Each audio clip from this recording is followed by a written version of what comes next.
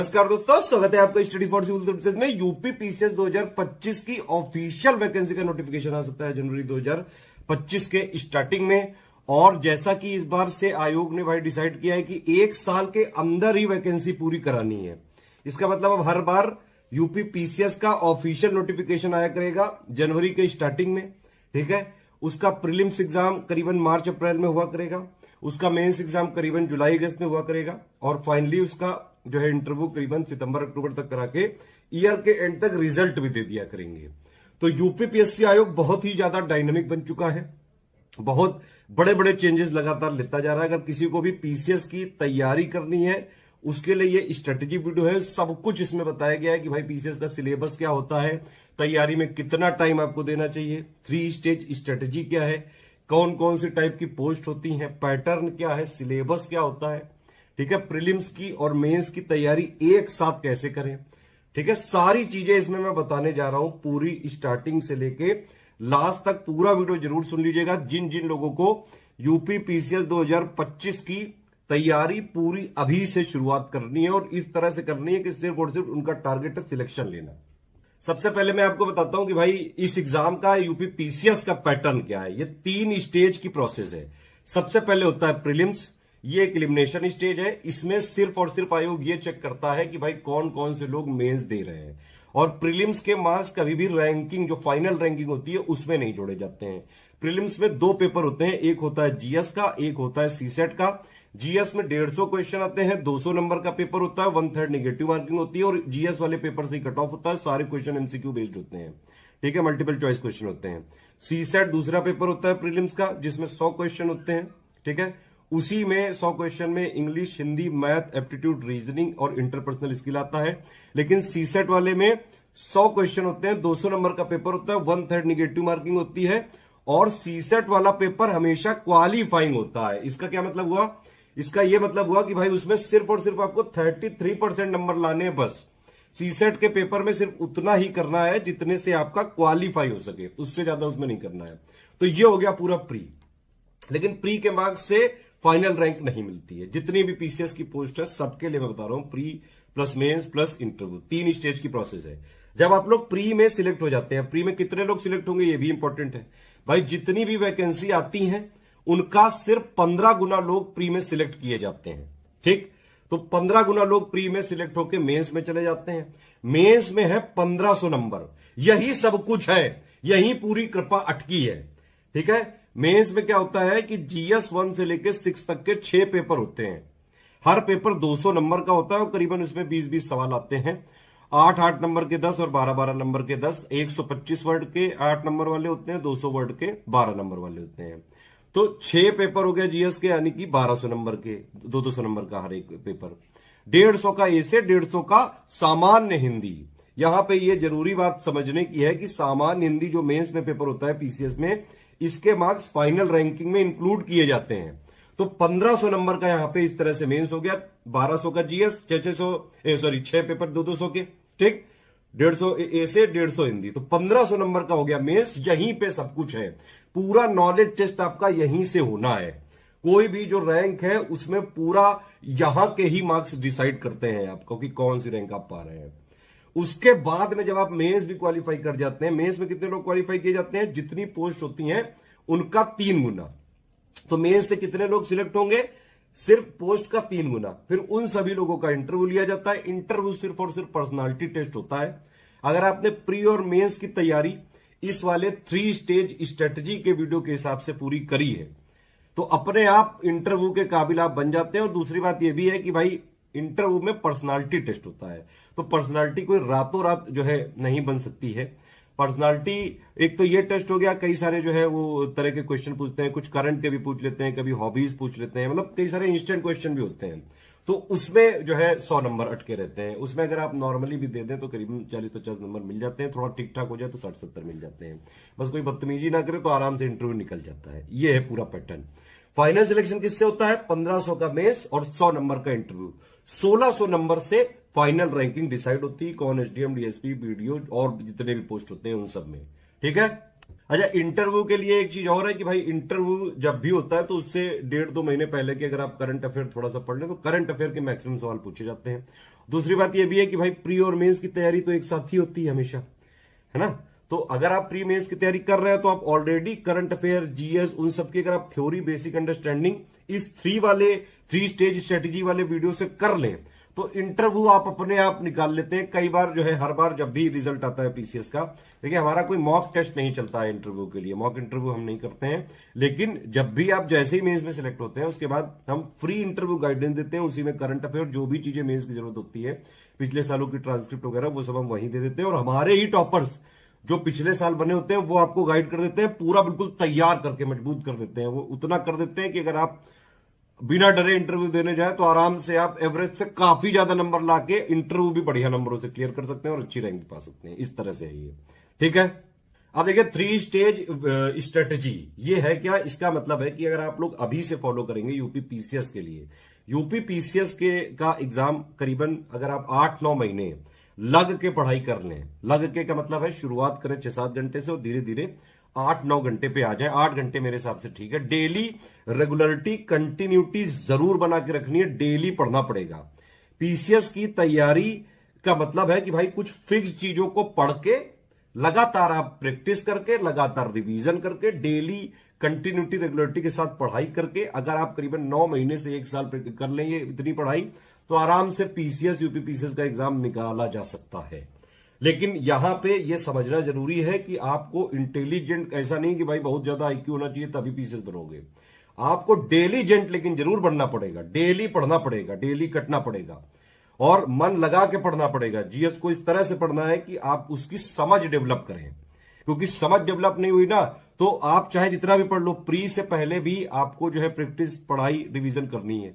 कुछ सवाल जो है उसमें स्मार्ट एलिमिनेशन से होते हैं, तो इसीलिए जीएस टॉपिक की समझ जरूरी है। अभी आपके पास बहुत टाइम है, अभी 2025 वालों के लिए बहुत टाइम है, कोई टेंशन लेने की जरूरत नहीं है। सारी चीजें बिल्कुल आराम से मैं बता रहा हूं इस वीडियो में, ध्यान से सुनिए पूरी चीजें और स्ट्रिक्टली इंप्लीमेंट कर लेंगे, आराम से आप सिलेक्ट हो सकते हैं। चाहे आप हमारे पेड ग्रुप में आए और एडमिशन लेके एक जगह वन स्टॉप डेस्टिनेशन में तैयारी कर सकते हैं, और या फिर स्टडी फॉर सिविल सर्विसेज के free videos, YouTube channel, Telegram में जो हमारा डेली फ्री इनिशिएटिव आते हैं, करंट अफेयर सब रिवीजन कराते रहते हैं, एससीएस डेली क्विज में क्विज वगैरह की प्रैक्टिस करते रहते हैं। तो ये सारी चीजें फॉलो करके free initiative study for civil services से फॉलो करके भी आप पीसीएस 2025 का एग्जाम पूरा निकाल सकते हैं। उत्तर प्रदेश लोक सेवा आयोग द्वारा वर्ष 2025 में कराई जाने वाली प्रारंभिक परीक्षा यानी कि यूपीपीएससी अपर प्रीलिम्स की प्रारंभिक परीक्षा की 0 से तैयारी के लिए स्टडी फॉर सिविल सर्विसेज का प्रीलिम्स का बैच शुरू हुआ है और मेंस का बैच 20 जुलाई 2024 से। मेंस वाले ग्रुप में जो लोग आए हैं, आपको मेंस का स्ट्रैटेजी वीडियो मिल चुका होगा। ये प्रीलिम्स का स्ट्रैटेजी वीडियो है। 20 जुलाई 2024 को हमारे 0 से स्टार्ट हुए यूपीपीएससी अपर प्रीलिम्स एग्जाम 2025 की तैयारी वाले ग्रुप में अगर आप आए हैं तो ये स्ट्रैटेजी वीडियो पूरा शुरू से लेकर आखिर तक ध्यान से आपको देखना है। यूपीपीएससी अपर प्रीलिम्स एग्जाम 2025 वाला अभी काफ़ी दूर है, तो क्या स्ट्रैटेजी यहाँ पर रख सकते हैं, डेली किस तरीके से अभी पढ़ना शुरू कर सकते हैं।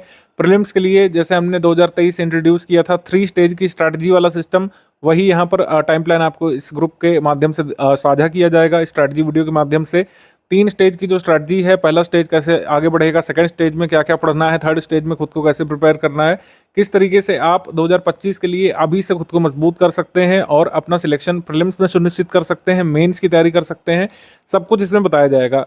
स्टडी फॉर सिविल सर्विसेज पिछले 8-9 वर्षों से मैक्सिमम सिलेक्शन देने वाला इंस्टीट्यूट्स है। लगातार 8-9 वर्षों में वैकेंसीज की संख्या घटती चली आ रही है, कट ऑफ लगातार बढ़ता चला आ रहा है। 2023 का कट ऑफ आपने देख ही लिया होगा, लेकिन स्टडी फॉर सिविल सर्विसेज के स्टूडेंट्स का सिलेक्शन रेशियो यहाँ पर घट नहीं रहा है, क्योंकि लगातार हमने प्रयास किया है। हमारी पूरी टीम ने स्टडी मटेरियल को अपग्रेड करने का, अपडेट करने का, लेटेस्ट ट्रेंड और पैटर्न के हिसाब से डिजाइन करने का प्रयास किया है और अभी प्रयासरत है लगातार।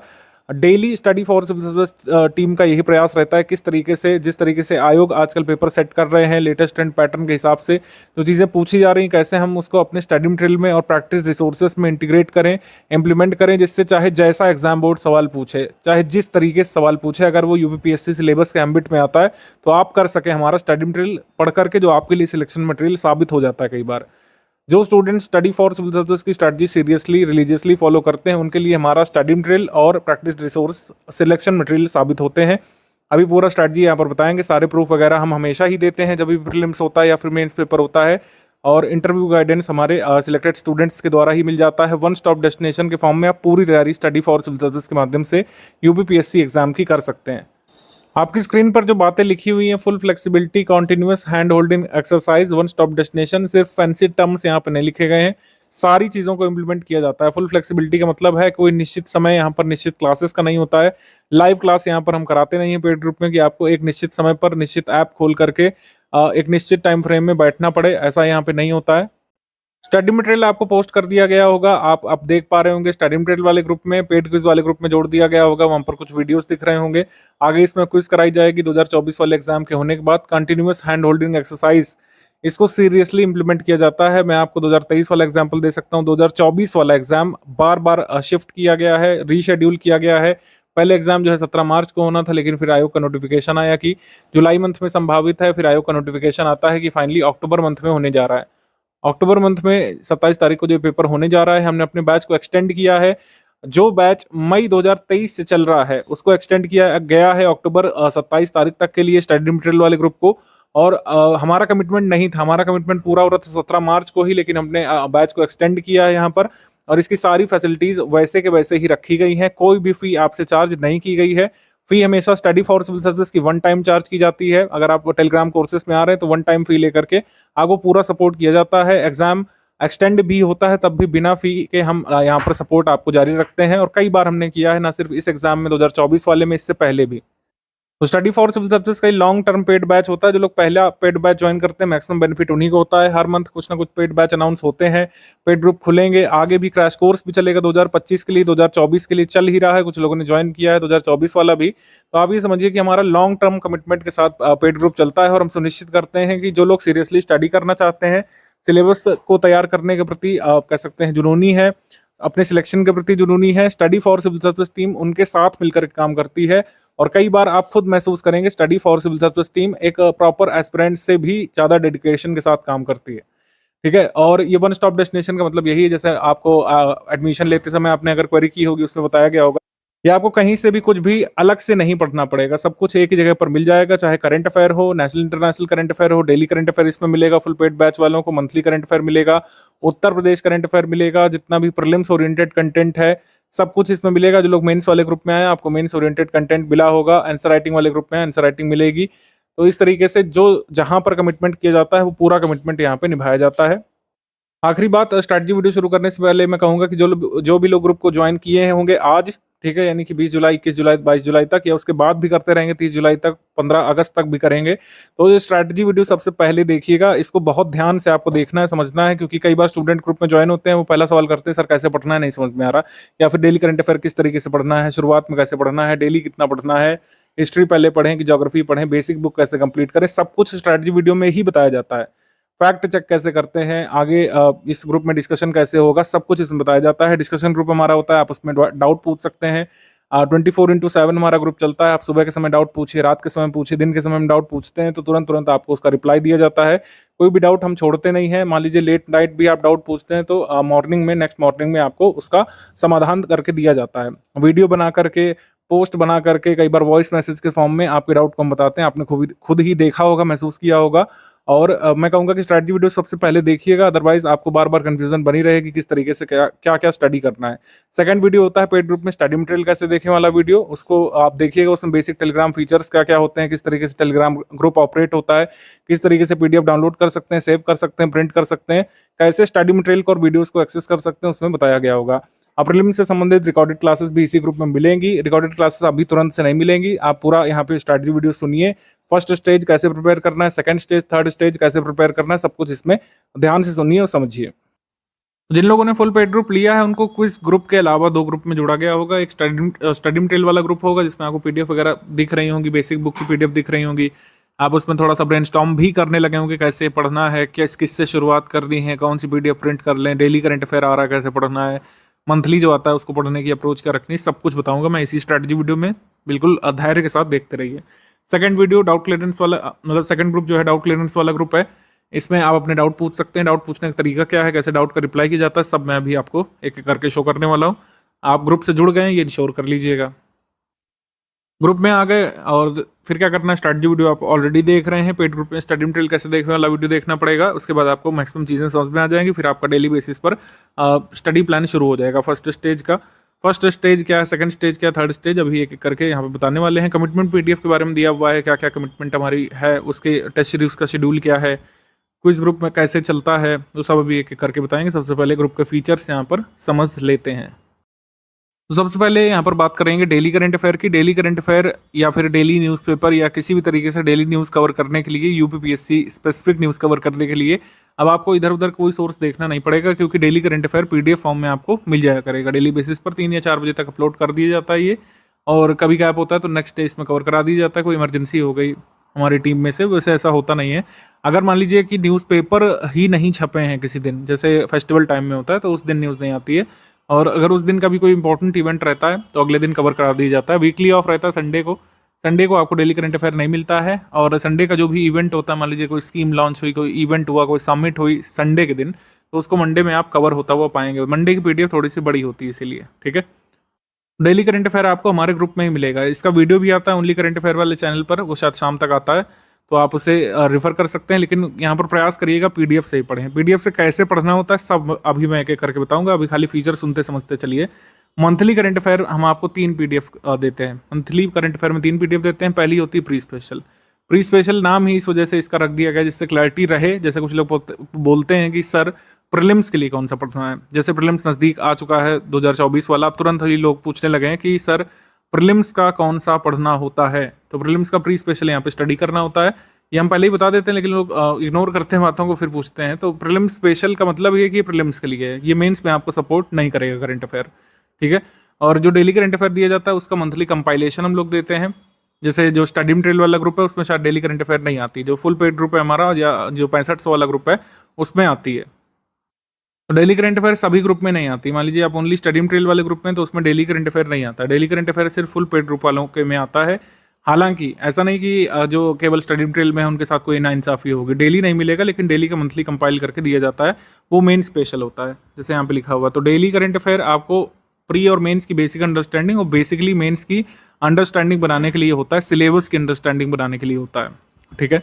मंथली करंट अफेयर के अलावा हम यहाँ पर 400 या 500 टॉप एमसीक्यू देते हैं। ये प्रैक्टिस के लिए होता है। और किसकी प्रैक्टिस के लिए होता है? प्रीलिम्स की प्रैक्टिस के लिए होता है। तो ये 3 पीडीएफ हो गए। और यकीन मानिए अगर आप इन 3 पीडीएफ से सामंजस्य बैठा लेते हैं तो प्री का, मेंस का, एवन इंटरव्यू तक का कोई भी करंट अफेयर आपसे छूटता नहीं है। अगर आप रेगुलर फॉलोअर हैं तो करंट अफेयर आपका पूरे प्रोसेस में कवर हो जाता है। प्रीलिम्स प्रोसेस के लिए, मेंस प्रोसीजर के लिए पूरा यहाँ पे कवर हो जाता है। इतना इंटेंसिव यहाँ पर दिया जाता है। हालांकि आप फॉलो करें, सारी पीडीएफ फॉलो करेंगे तो करंट अफेयर में आप यकीन मानिए कहीं से भी आप पढ़ रहे हो, कोई क्विज प्रैक्टिस कर रहे हो, किसी वेबसाइट में कोई क्विज आ रही हो, कोई सरकारी क्विज कर रहे हो, आप देखेंगे आप मैक्सिमम क्वेश्चन सही करने लगेंगे अगर 3-4 मंथ इसको फॉलो करेंगे तो ये हो गया। तो इस तरीके से करंट अफेयर आपको दिया जाता है। प्री स्पेशल की पीडीएफ और डेली का मंथली मंथ एंड पर कंपाइल करके दिया जाता है। यूपी करंट अफेयर भी हम लोग अब देने लगे मंथली।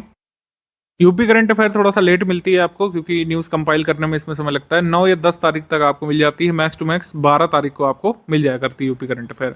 यूपी स्पेशल रेगुलरिटी आपको इस पर दिखानी होगी पढ़ने के लिए, क्योंकि यूपी स्पेशल का वेटेज भले ही प्रीलिम्स में ज़्यादा नहीं है। अभी किस सब्जेक्ट का कितना वेटेज होता है वो सब भी डिस्कस करेंगे तो और आपको अच्छे से समझ में आएगा। लेकिन मैं आपको बता दूं कि प्रीलिम्स में यूपी स्पेशल करंट अफेयर का बहुत वेटेज आजकल नहीं रहता है। मैक्सिमम टू मैक्सिमम 3 क्वेश्चन आ सकते हैं, इसमें 4 क्वेश्चन भी आ सकते हैं, इससे ज़्यादा नहीं आ रहे हैं आजकल। लेकिन फिर भी हम एक्सपेक्ट कर रहे हैं कि जैसे सिलेबस बदला है, GS 5 और 6 प्योरली यूपी स्पेशल जुड़ गया है, तो इस वजह से यूपी करंट अफेयर का भी वेटेज यहाँ पर रहता है। और जो मेंस में भी आपको कई बार हेल्प करता है फैक्ट्स के लिए। जैसे उत्तर प्रदेश स्वास्थ्य में क्या प्रगति कर रहा है ये आपको मंथली करंट अफेयर से पता लगता रहेगा। नए जो मेडिकल कॉलेजेस खुल रहे हैं या फिर नई कोई स्कीम लाई जा रही है कम्युनिकेबल डिसीजेस से निपटने के लिए, जैसे दस्तक अभियान वगैरह है, तो इसका आपको भान होता रहता है। आपको मतलब रेगुलर बेसिस पर यूपी से अपडेट रहना चाहिए, क्योंकि GS 5 और 6 आपको यूपी स्पेशल देना है। और एकदम से सारे पेपर्स की तैयारी नहीं होती है, एक 2 महीने मेंस की तैयारी नहीं होती है। तभी यहाँ पर फाउंडेशन बैच शुरू किया जाता है, जिससे पहले से आप डीप अंडरस्टैंडिंग और बारीक जानकारियों को कवर करते हुए स्लोली आगे बढ़ते रहें। यूपी स्पेशल भी आपको रेगुलरली पढ़ते रहना चाहिए। और प्री और मेंस दोनों के लिए जरूरी होता है यूपी स्पेशल। प्रीलिम्स में क्वेश्चन सही करने के लिए तो जरूरी होता ही, लेकिन मेंस के लिए भी ये ज़रूरी होता है। डाउट क्लियरेंस यहाँ पर डेली बेसिस पर हुआ करेगा। जैसे आपने ज्वाइन किया होगा तो डाउट क्लियरेंस आपका शुरू है, कोई भी आप डाउट पूछेंगे वहाँ पर रिप्लाई किया जाएगा दिन के समय में तुरंत। मंथली एक बार यूपीपीसी स्पेसिफिक लाइव डिस्कशन भी होता है, इसमें आप अपना स्ट्रैटेजी डिस्कस कर सकते हैं। कोई भी आपका डाउट है स्ट्रैटेजी में, नहीं फॉलो कर पा रहे हैं, क्या हर्डल्स फेस कर रहे हैं, बुक्स पढ़ने में कुछ चीज़ें समझ पा रहे हैं, तो वहाँ पर लाइव एडमिन से डिस्कस कर सकते हैं। ज़्यादातर मैं ही लाइव सेशन पे होता हूँ, तो आप मुझसे डायरेक्टली पूछ सकते हैं, डिस्कस कर सकते हैं जो भी आपकी समस्याएं हैं। लाइव में पार्टिसिपेशन कोई ऐसा मैंडेटरी नहीं होता है कि आपको मैंडेटरीली पार्टिसिपेट करना है। कोई अगर इसको ज्वाइन नहीं करेगा तो आपका कोई नुकसान हो जाएगा, ऐसा नहीं होता है। डाउट तो आप रेगुलर पूछ सकते हैं, कोई भी आपका फैक्चुअल डाउट है, कंसेप्चुअल डाउट पूछ सकते हैं। तैयारी और स्ट्रैटेजी से एसोसिएटेड डाउट यहाँ पर आप पूछ सकते हैं लाइव। तो लाइव जिसको ज्वाइन करना होता है वो कर लेते हैं यहाँ पर और डाउट अपना पूछ लेते हैं। कई लोग नहीं भी ज्वाइन करते हैं तो अपना डाउट क्लियरेंस में डाउट पूछते रह सकते हैं। अभी तक सिर्फ हम जीएस का कराते थे, लेकिन सीसैट का भी अब हम यहाँ पर स्टडी मटेरियल आपको फुल पेड ग्रुप वाले में देने लगे हैं और सीसैट का टेस्ट वगैरह भी आपको रेगुलर बेसिस पर मिलता रहेगा, जिससे आप सीसैट से भी अपडेटेड रहें। बहुत कुछ ऐसे लोग होते हैं जो जीएस में कई बार अच्छा कर जाते हैं लेकिन सीसैट में अपना मार्क मिस कर देते हैं, जो 33% वाला होता है, और जो है कट ऑफ नहीं क्लियर कर पाते हैं। तो उससे आप बचें। आप सीसैट को भी बिल्कुल ही ऐसा ना हो इग्नोर कर दें। आप सीसैट में इंश्योर करें कि आप क्वालिफाइंग मार्क्स जो आयोग ने डिसाइड किए हैं 33%, वो आप जरूर लाएं। और हम आयोग और उसके सिलेबस के फॉलोअर हैं सर, बार बार बोलते रहते हैं, और ये सिर्फ बोलने वाली बात नहीं है, इसको बाकायदा जो है रिलीजियसली इम्प्लीमेंट भी किया जाता है। जो हमारी पॉलिसी है आयोग और सिलेबस को फॉलो करने वाली, इसको इम्प्लीमेंट किया जाता है। सिलेबस के हिसाब से जो नए नए चीज़ें पूछी जा रही हैं, सिलेबस तो नहीं बदलता, यूपीपीएससी हर साल वही सिलेबस आ जाता है प्रिंट होकर के प्रीलिम्स वाला, लेकिन क्वेश्चंस नए नए बन रहे हैं, नई जगह से पूछे जा रहे हैं, नए एरियाज एक्सप्लोर किए जा रहे हैं। तो उनके लिए रेगुलर बेसिस पर आयोग के जितने भी पेपर्स हो रहे हैं, भले ही यूपीपीएससी सिलेबस से संबद्ध नहीं है, कोई टेक्निकल पोस्ट के, लेकिन अगर उसमें जीएस पूछी जा रही है तो हमारी टीम एक एक पेपर को देखती है, एक एक क्वेश्चन को देखा जाता है, उस पर डिस्कशन होता है। हमारा जो है कह सकते हैं पूरी एक तरीके से थिंक टैंक है कंटेंट की, वो उसमें देखती है किस तरीके से क्या क्या चीज़ें आयोग एक्सप्लोर कर रहा है और कैसे उसको स्टडी मटेरियल में अपडेट किया जा सकता है। जैसे उदाहरण देता हूँ मैं, आरओ का भी पेपर हुआ था जो कैंसिल हो चुका है। उसमें पेपर में सवाल आया था साइमन कमीशन संबंधित। ठीक है, साइमन कमीशन ने भारत की यात्रा 2 बार की है, किसी भी बुक में ये चीज़ स्पेसिफिकली एक्सप्लिसिटली मेंशन्ड ही नहीं है। उसमें साइमन कमीशन जब भारत आया था बस उसी के बारे में दिया, उसी की क्रोनोलॉजी दे दी है। साइमन कमीशन ने भारत को 2 बार विजिट किया था। हमारे कंटेंट में बाकायदा डेट्स यहाँ पे लिखी हैं, कब कब साइमन कमीशन ने विजिट किया और भारत में किन किन जगहों की यात्रा की, वो तक लिखा हुआ है और उससे सवाल आया था, जबकि किसी बुक में, स्टैंडर्ड बुक में नहीं दिया हुआ है। तो कहने का ये मतलब है कि ये सब जो है हम ऑलरेडी इम्प्लीमेंट करते हैं कि जो चीज़ बुक्स भी छोड़ दे रहे हैं फैक्ट, और जो जरूरी हो सकता है एग्जाम के लिए, उसको हम लोग कवर करते हैं। ठीक है, तो इसी वजह से हम लोग कहते हैं किसी बुक या पब्लिशर को हम फॉलो नहीं करते हैं, क्योंकि उनसे भी पहले हमारा फैक्ट अपडेट होता है जो एग्जाम में पूछा जाने वाला होता है। थोड़े से टेलीग्राम के बेसिक्स आपको समझ लेने चाहिए। टेलीग्राम ऐप आपको काफ़ी चलाना पड़ेगा, हम तैयारी के दौरान वहीं से पीडीएफ वगैरह एक्सप्लोर करना है। तो जैसे हम अपनी स्टडी टेबल को ऑर्गेनाइज रखते हैं, कहाँ पे बुक्स रखी हैं, कहाँ पे नोट्स रखे हैं, कहाँ पे रफ कॉपी, पेन पेंसिल कहाँ पे रखा है, तो अच्छे तरीके से ऑर्गेनाइज करते हैं। अच्छे सीरियस स्टूडेंट ऑर्गेनाइज करते हैं, अगर नहीं करते हैं तो आपको करना चाहिए। तो उसी तरीके से टेलीग्राम आपका जैसे स्टडी टेबल है, तो इसको ऑर्गेनाइज करके रखिए। इसमें अगर कैश मेमोरी बहुत ज़्यादा इकट्ठा हो जाए तो इसको क्लीन कर लीजिए। कैश मेमोरी क्लीन करने से कुछ लोग सोचते हैं ग्रुप एग्जिट हो जाता है, ऐसा कुछ नहीं होता है। कैश मेमोरी अगर आप क्लीन करते हैं तो ऐसा होता है कि जितना भी स्टोरेज होती है वो वहाँ से चली जाती है, क्लाउड में सारी चीज़ें रहती हैं। जैसे मान लीजिए आपने हिस्ट्री की फाइल डाउनलोड कर रखी थी, कैश क्लीन करेंगे तो आपको दोबारा डाउनलोड करने के लिए कहेगा, और इतना डेटा आजकल सभी के पास होता है।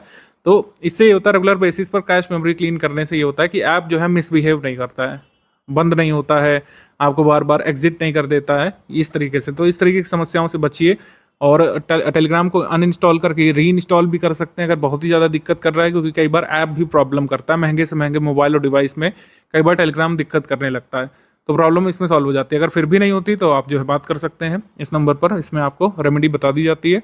अब बता दे रहा हूँ मैं कि पूरा स्टडी मटेरियल का सपोर्ट किया जाएगा, सिलेबस से संबंधित जो चीज़ें पूछी जा सकती है उसका भी सपोर्ट करते हैं, और कई बार आपकी बेसिक समस्या भी होती है उनको भी हम लोग सॉल्व करने का पूरा प्रयास करते हैं बिना किसी झुंझलाहट के।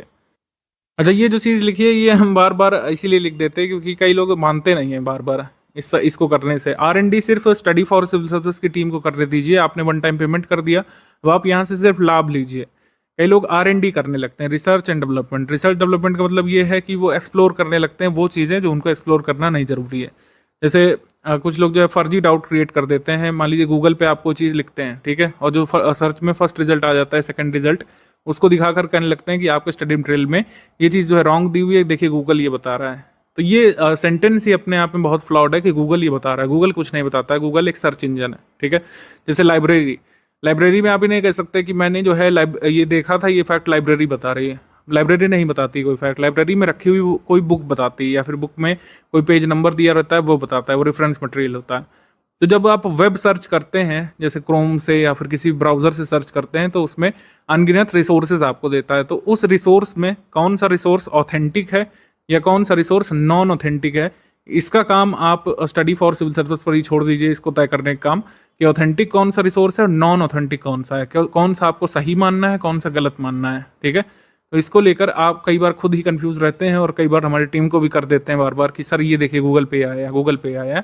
तो वो चीज़ सही नहीं होती है। गूगल में कौन सा वेबसाइट है, कौन सा रिसोर्स है, कौन सा ऑफिशियल है, कौन सा नॉन ऑफिशियल है, कौन सा सही मानता है कमीशन, कौन सा नहीं सही मानता है, ये हम काम कर रहे हैं लगातार 8-9 सालों से।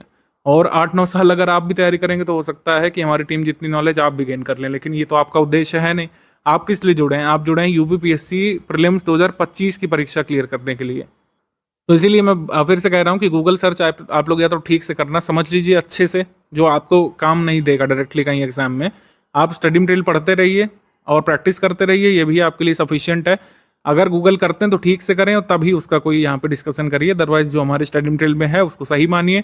ऐसा नहीं कि कभी कोई टाइपो नहीं हो सकती है, कोई एरर नहीं हो सकती है। 99.99% की गारंटी हर कोई लेता है, उतनी गारंटी हम लोग भी ले सकते हैं।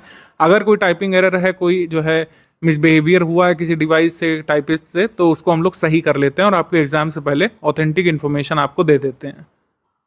तो आपका कोई भी डाउट है तुरंत आप डाउट क्लियरेंस वाले ग्रुप में पूछिए। पेड डिस्कशन ग्रुप जो आपको दिया गया उसमें डिस्कस करिए, उससे कोई अगर नहीं समाधान मिलता है तो आप यहाँ पे भेज सकते हैं। लेकिन आप ये सब नहीं करिए कि गूगल ये कह रहा है तो आपने क्यों गलत दिया। ये सब कोई अच्छा तरीका नहीं डाउट पूछने का। आप डाउट पूछ सकते हैं कि सर मुझे ये फैक्ट डाउटफुल लग रहा है, मैंने कई जगह से देखा है, इसमें डाउट आ रहा है, क्या आप इसे बता सकते हैं? मैं और या फिर हमारी टीम में से कोई आपको ऑथेंटिक सोर्सेज के हिसाब से बताएंगे क्या सही है और क्या आपको एग्जाम के लिए सही मानना चाहिए। एक उदाहरण मैं आपको दे रहा हूँ किस तरीके से किसी पॉपुलर प्लेटफॉर्म पर दी गई जानकारी भी गलत हो सकती है। गूगल सर्च रिजल्ट में किसी वेबसाइट में गलत डेटा भी कई बार आ जाता है। तो इसको यहाँ पर समझिए। हमने यहाँ पर इनको सोल्यूशन दिया, आपको बाकायदा वीडियो बना करके दिया था 2024 वाले ग्रुप में। वही वीडियो मैं आपके स्ट्रैटेजी में जोड़ भी दे रहा हूँ, जिससे आप अच्छे से समझ जाएंगे कि टाइगर रिजर्व नोटिफाई कैसे होता है, क्या प्रोसेस होती है टाइगर रिजर्व को नोटिफाई होने की। How tiger reserve is notified, और भारत का 54वां टाइगर रिजर्व एक्चुअली कौन सा है और एग्जाम में किसको आपको सही मानना चाहिए। ये वीडियो आप लोग सुन लीजिए एक बार, इससे आपको पता चल जाएगा कि डाउट क्लियरेंस हमारे ग्रुप में कैसे होता है। भारत का 53वां, 54वां और 55वां टाइगर रिजर्व कौन सा है, इसको लेकर कंफ्यूजन है। 53वें को लेकर तो नहीं है, 54वें 55वें को लेकर बहुत कंफ्यूजन है। दुर्गावती टाइगर रिजर्व जो अभी नोटिफाई हुआ है मध्य प्रदेश का, और राजस्थान का धौलपुर करौली, इसमें 54वां कौन है, 55वां कौन है, बहुत कन्फ्यूजन है इसमें। तो मैं यहाँ पर आपको बता दूं कि भारत का अंतिम टाइगर रिजर्व जो फाइनली नोटिफाई हो चुका है वो है दुर्गावती टाइगर रिजर्व। वीरांगना दुर्गावती टाइगर रिजर्व पूरा नाम है इसका। ये मध्य प्रदेश में है, ठीक है। ये भारत का 54वां पूर्णतः नोटिफाइड टाइगर रिजर्व है। 55वां अभी बना नहीं है भारत का, क्योंकि टाइगर रिजर्व नोटिफाई होने के कुछ स्टेप्स होते हैं, उसके सारे स्टेप धौलपुर करौली के अभी पूरे नहीं हुए हैं, ध्यान रखिएगा। एनटीसी अपनी वेबसाइट पे लिखता है कि टाइगर रिजर्व नोटिफाई होने की प्रक्रिया क्या है, प्रोसेस क्या है। सबसे पहले क्या होता है, प्रपोजल जो है ये स्टेट लाता है, प्रपोजल स्टेट ऑब्टेन करता है। इन प्रिंसिपल अप्रूवल जो है कम्युनिकेट किया जाता है एनटीसीए की तरफ से, पूरे प्रपोजल को अच्छे से स्क्रूटनाइज करके। सेक्शन 38(5) जो है वाइल्ड लाइफ प्रोटेक्शन एक्ट 1972 का, उसके तहत एनटीसीए रिकमेंड करता है प्रपोजल को स्टेट को पूरी तरीके से देखने के बाद, और फिर फाइनल जो स्टेप होता है स्टेट गवर्नमेंट नोटिफाई करती है अपने टाइगर रिजर्व को, एरिया सहित सब कुछ बताया जाता है, किस एरिया से किस एरिया तक है, बाकायदा इसमें कोऑर्डिनेट्स तक दिए जाते हैं, ठीक है। तो दुर्गावती टाइगर रिजर्व ये सारी प्रक्रिया फॉलो कर चुका है 4 स्टेप की, जबकि जो धौलपुर करौली वाला टाइगर रिजर्व है उसमें ये वाला स्टेप बाकी है अभी, ठीक है। धौलपुर करौली में ये लास्ट स्टेप बाकी है, तो इस वजह से हम ये नहीं कह सकते कि Dholpur Karauli last tiger reserve है जो नोटिफाई हो चुका है। प्रपोजल हो चुका है, प्रपोजल को अप्रूव भी कर चुका है एनटीसीए, ये भी हो चुका है। आखिरी स्टेप अभी बाकी है धौलपुर करौली को नोटिफाई होने में। तो हम ये कह सकते हैं कि भारत का 55वां टाइगर रिजर्व बनेगा धौलपुर करौली जब नोटिफाई हो जाएगा फाइनली स्टेट के द्वारा। ठीक है, बाकी प्रूफ की अगर हम बात कर लें, ऑथेंटिक इसलिए मान रहे हैं क्योंकि स्वयं जो हमारे इन्वायरमेंट मिनिस्टर हैं इन्होंने ट्वीट किया था 31 अक्टूबर 2022 को कि रानीपुर जो है ये 53वां टाइगर रिजर्व है। इसमें तो खैर क्लैरिटी है, और ये भी उसमें कहा था 22 सितंबर को 2023 में इन्होंने ट्वीट किया था कि हमारा टाइगर रिजर्व जो टोटल नंबर 54वां हो चुका है, और 54वां कौन सा बना है, वीरांगना दुर्गावती टाइगर रिजर्व, इसको फाइनली नोटिफाई किया जा चुका है। जब कोई टाइगर रिजर्व फाइनली नोटिफाई होता है तो स्टेट की तरफ से गजट नोटिफिकेशन छपता है और उसमें बाकायदा पूरे टाइगर रिजर्व की डिटेल दी जाती है, कोऑर्डिनेट्स और उसके पूरे एरिया की डिटेलिंग सहित। तो ये वीरांगना दुर्गावती की छप चुकी है, धौलपुर करौली की बाकी है। तो इस वजह से हम कह सकते हैं कि वीरांगना दुर्गावती टाइगर रिजर्व हमारा जो है ये 54वां टाइगर रिजर्व है। ठीक है, 55वां कौन सा बनेगा, धौलपुर करौली बनेगा। 53वां कौन सा है, रानीपुर टाइगर रिजर्व उत्तर प्रदेश का। आई होप आपको ये कन्फ्यूजन आपकी नहीं रहेगी। अब यहाँ पर बार बार जो प्रश्न पूछा जाता है कि क्या सर मैं डेली करंट अफेयर कंप्लीट कर सकता हूँ या सकती हूँ, मंथली छोड़ सकता हूँ या सकती हूँ, क्या मैं मंथली करंट अफेयर वाला छोड़ सकता हूँ या सकती हूँ, या फिर सिर्फ जो है डेली वाला कंप्लीट कर लूँ। तो इस तरीके की समस्या कई बार होती है हमारे ग्रुप मेंबर्स को, तो मैं यहीं पर स्ट्रैटेजी में ही इसका निराकरण कर दे रहा हूँ। SCS का जो डेली करंट अफेयर होता है ये डिस्क्रिप्टिव बेस्ड होता है। आप PDF खोल कर देख लीजिए, कोई भी कंटेक्स्ट आया, कोई न्यूज़ आई तो उसका डिटेल्ड इन्फॉर्मेशन दिया जाता है, क्या न्यूज़ है, क्या तथ्य हैं उससे संबंधित, हिस्टोरिकल बैकग्राउंड अगर कोई है तो आगे क्या हो सकता है, सारी चीज़ों का एनालिसिस उसमें दिया रहता है। एनालिसिस, फैक्ट, कंटेक्स्ट सब कुछ दिया रहता है, और किस तरीके से सिलेबस से लिंक्ड है उसमें भी लिखा रहता है। ऊपर हेडिंग में होता है कि GS3 के सिलेबस संबंधित है, GS4 संबंधित है, या फिर GS2 से है, GS1 से है, सब कुछ उसमें दिया रहता है।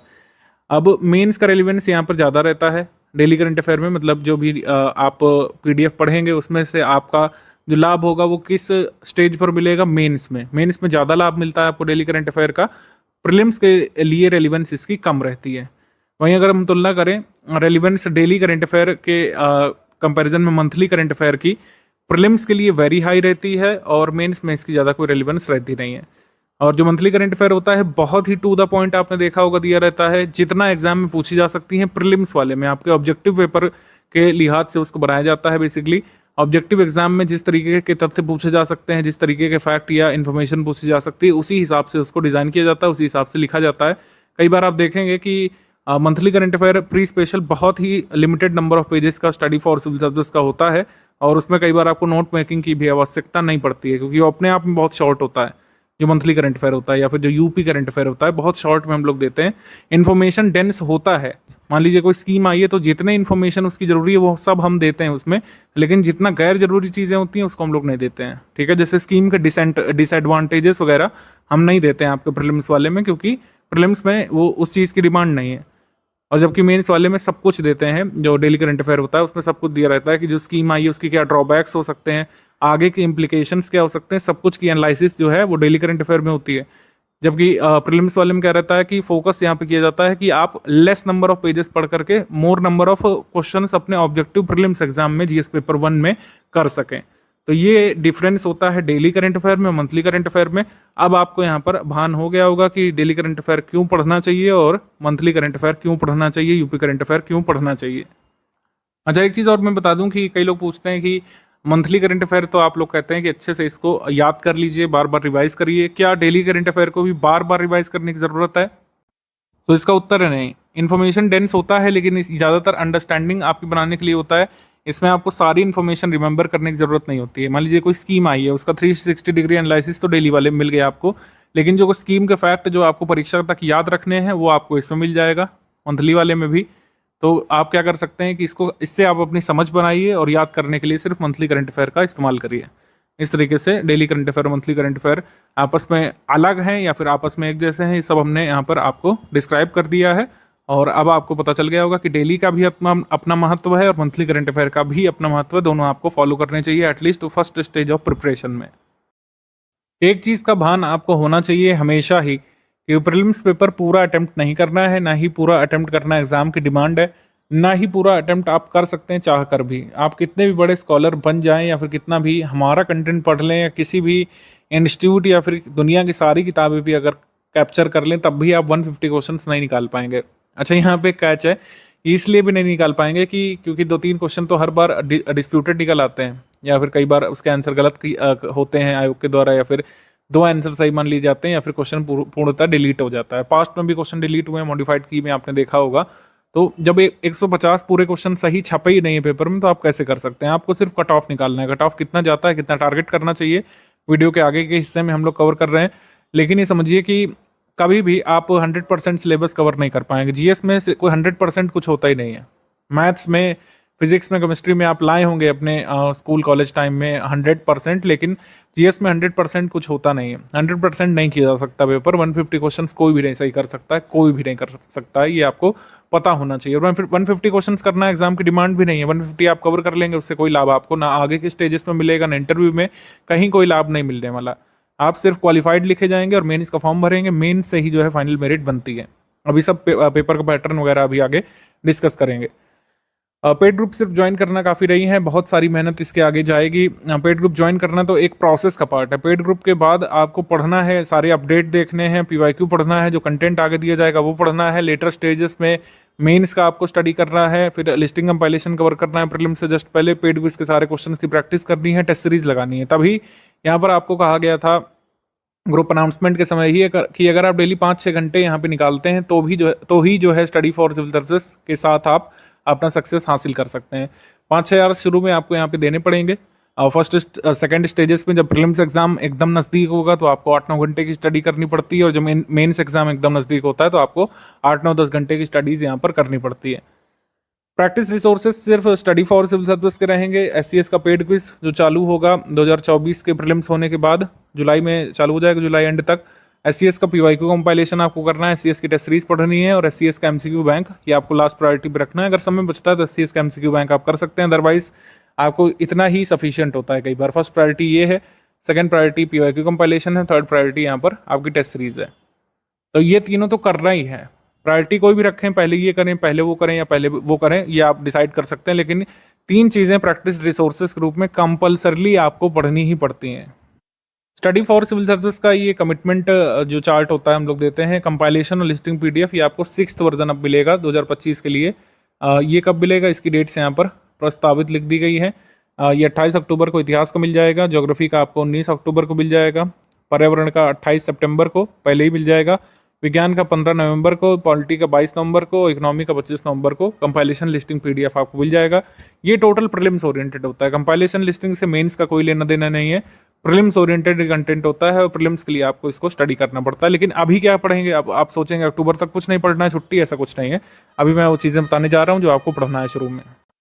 एग्जाम पैटर्न या फिर परीक्षा योजना क्या है, इसके बारे में देख लेते हैं। हिंदी माध्यम में लिखा हुआ है, लेकिन सब कुछ समझ में आ जाएगा, इतना आपको समझना चाहिए। मेंस में हिंदी पेपर भी देना है। हिंदी से अंग्रेजी माध्यम वाले दूरी नहीं बनाइए, अंग्रेजी माध्यम से हिंदी माध्यम वाले दूरी नहीं बनाइए उतना। सब कुछ जो है समन्वय बना करके चलिए। सबसे पहला स्टेज आपका प्रारंभिक परीक्षा यानी कि प्रीलिम्स एग्जाम होता है। इसमें जीएस पेपर 1 का पेपर होता है, उसी से आपका मेंस डिसाइड होता है कि आप दे पाएंगे कि नहीं। कहने का मतलब है कि प्रीलिम्स का जो जीएस पेपर 1 होता है उसी का कट ऑफ बनता है, और उसी से डिसाइड होता है कि आप मेंस लिख पाएंगे या नहीं। 1/3 की निगेटिव मार्किंग दोनों ही पेपर्स में होती है, प्रीलिम्स में, जीएस पेपर 1 में भी और सीसैट पेपर में भी। सीसैट पेपर क्वालिफाइंग नेचर का होता है, 33% इसमें आपको लाने पड़ते हैं, और अगर 33% आप लाने में फेल हुए तो जीएस का पेपर आपका कितना भी अच्छा गया हो उसमें जो है नहीं माना जाएगा। तो दोनों ही पेपर्स में समन्वय बनाना है। जीएस पेपर 1 का कट ऑफ क्लियर करना है, और जीएस पेपर 2 यानी सीसैट हम लोग जो कह सकते हैं, इसमें क्वालिफाइंग मार्क्स आपको सिक्योर करना ही करना है। Post wise category wise cut off इसमें बनती है। 2023 वाली कट ऑफ आई नहीं है, फाइनल कट ऑफ 2022 वाली आ चुकी है, उसका एनालिसिस अभी दिखाएंगे। जो मेन जो कह सकते हैं खेल होता है जिससे आप एसडीएम डीवाईएसपी बनने का सपना पाल रहे हैं, वो है मेन का मतलब मेंस। तो जीएस के 6 पेपर इसमें होते हैं, ऑप्शनल अब है नहीं यूपीपीएससी में, ऑप्शनल चॉइस सो सब हट गई है। ये कंपलसरी पेपर हैं 6 कंपलसरी जीएस पेपर, इसमें 4 कन्वेंशनल वाले 1 to 4 और 5-6 जो है यूपी स्पेशल वाले पेपर हो गए हैं।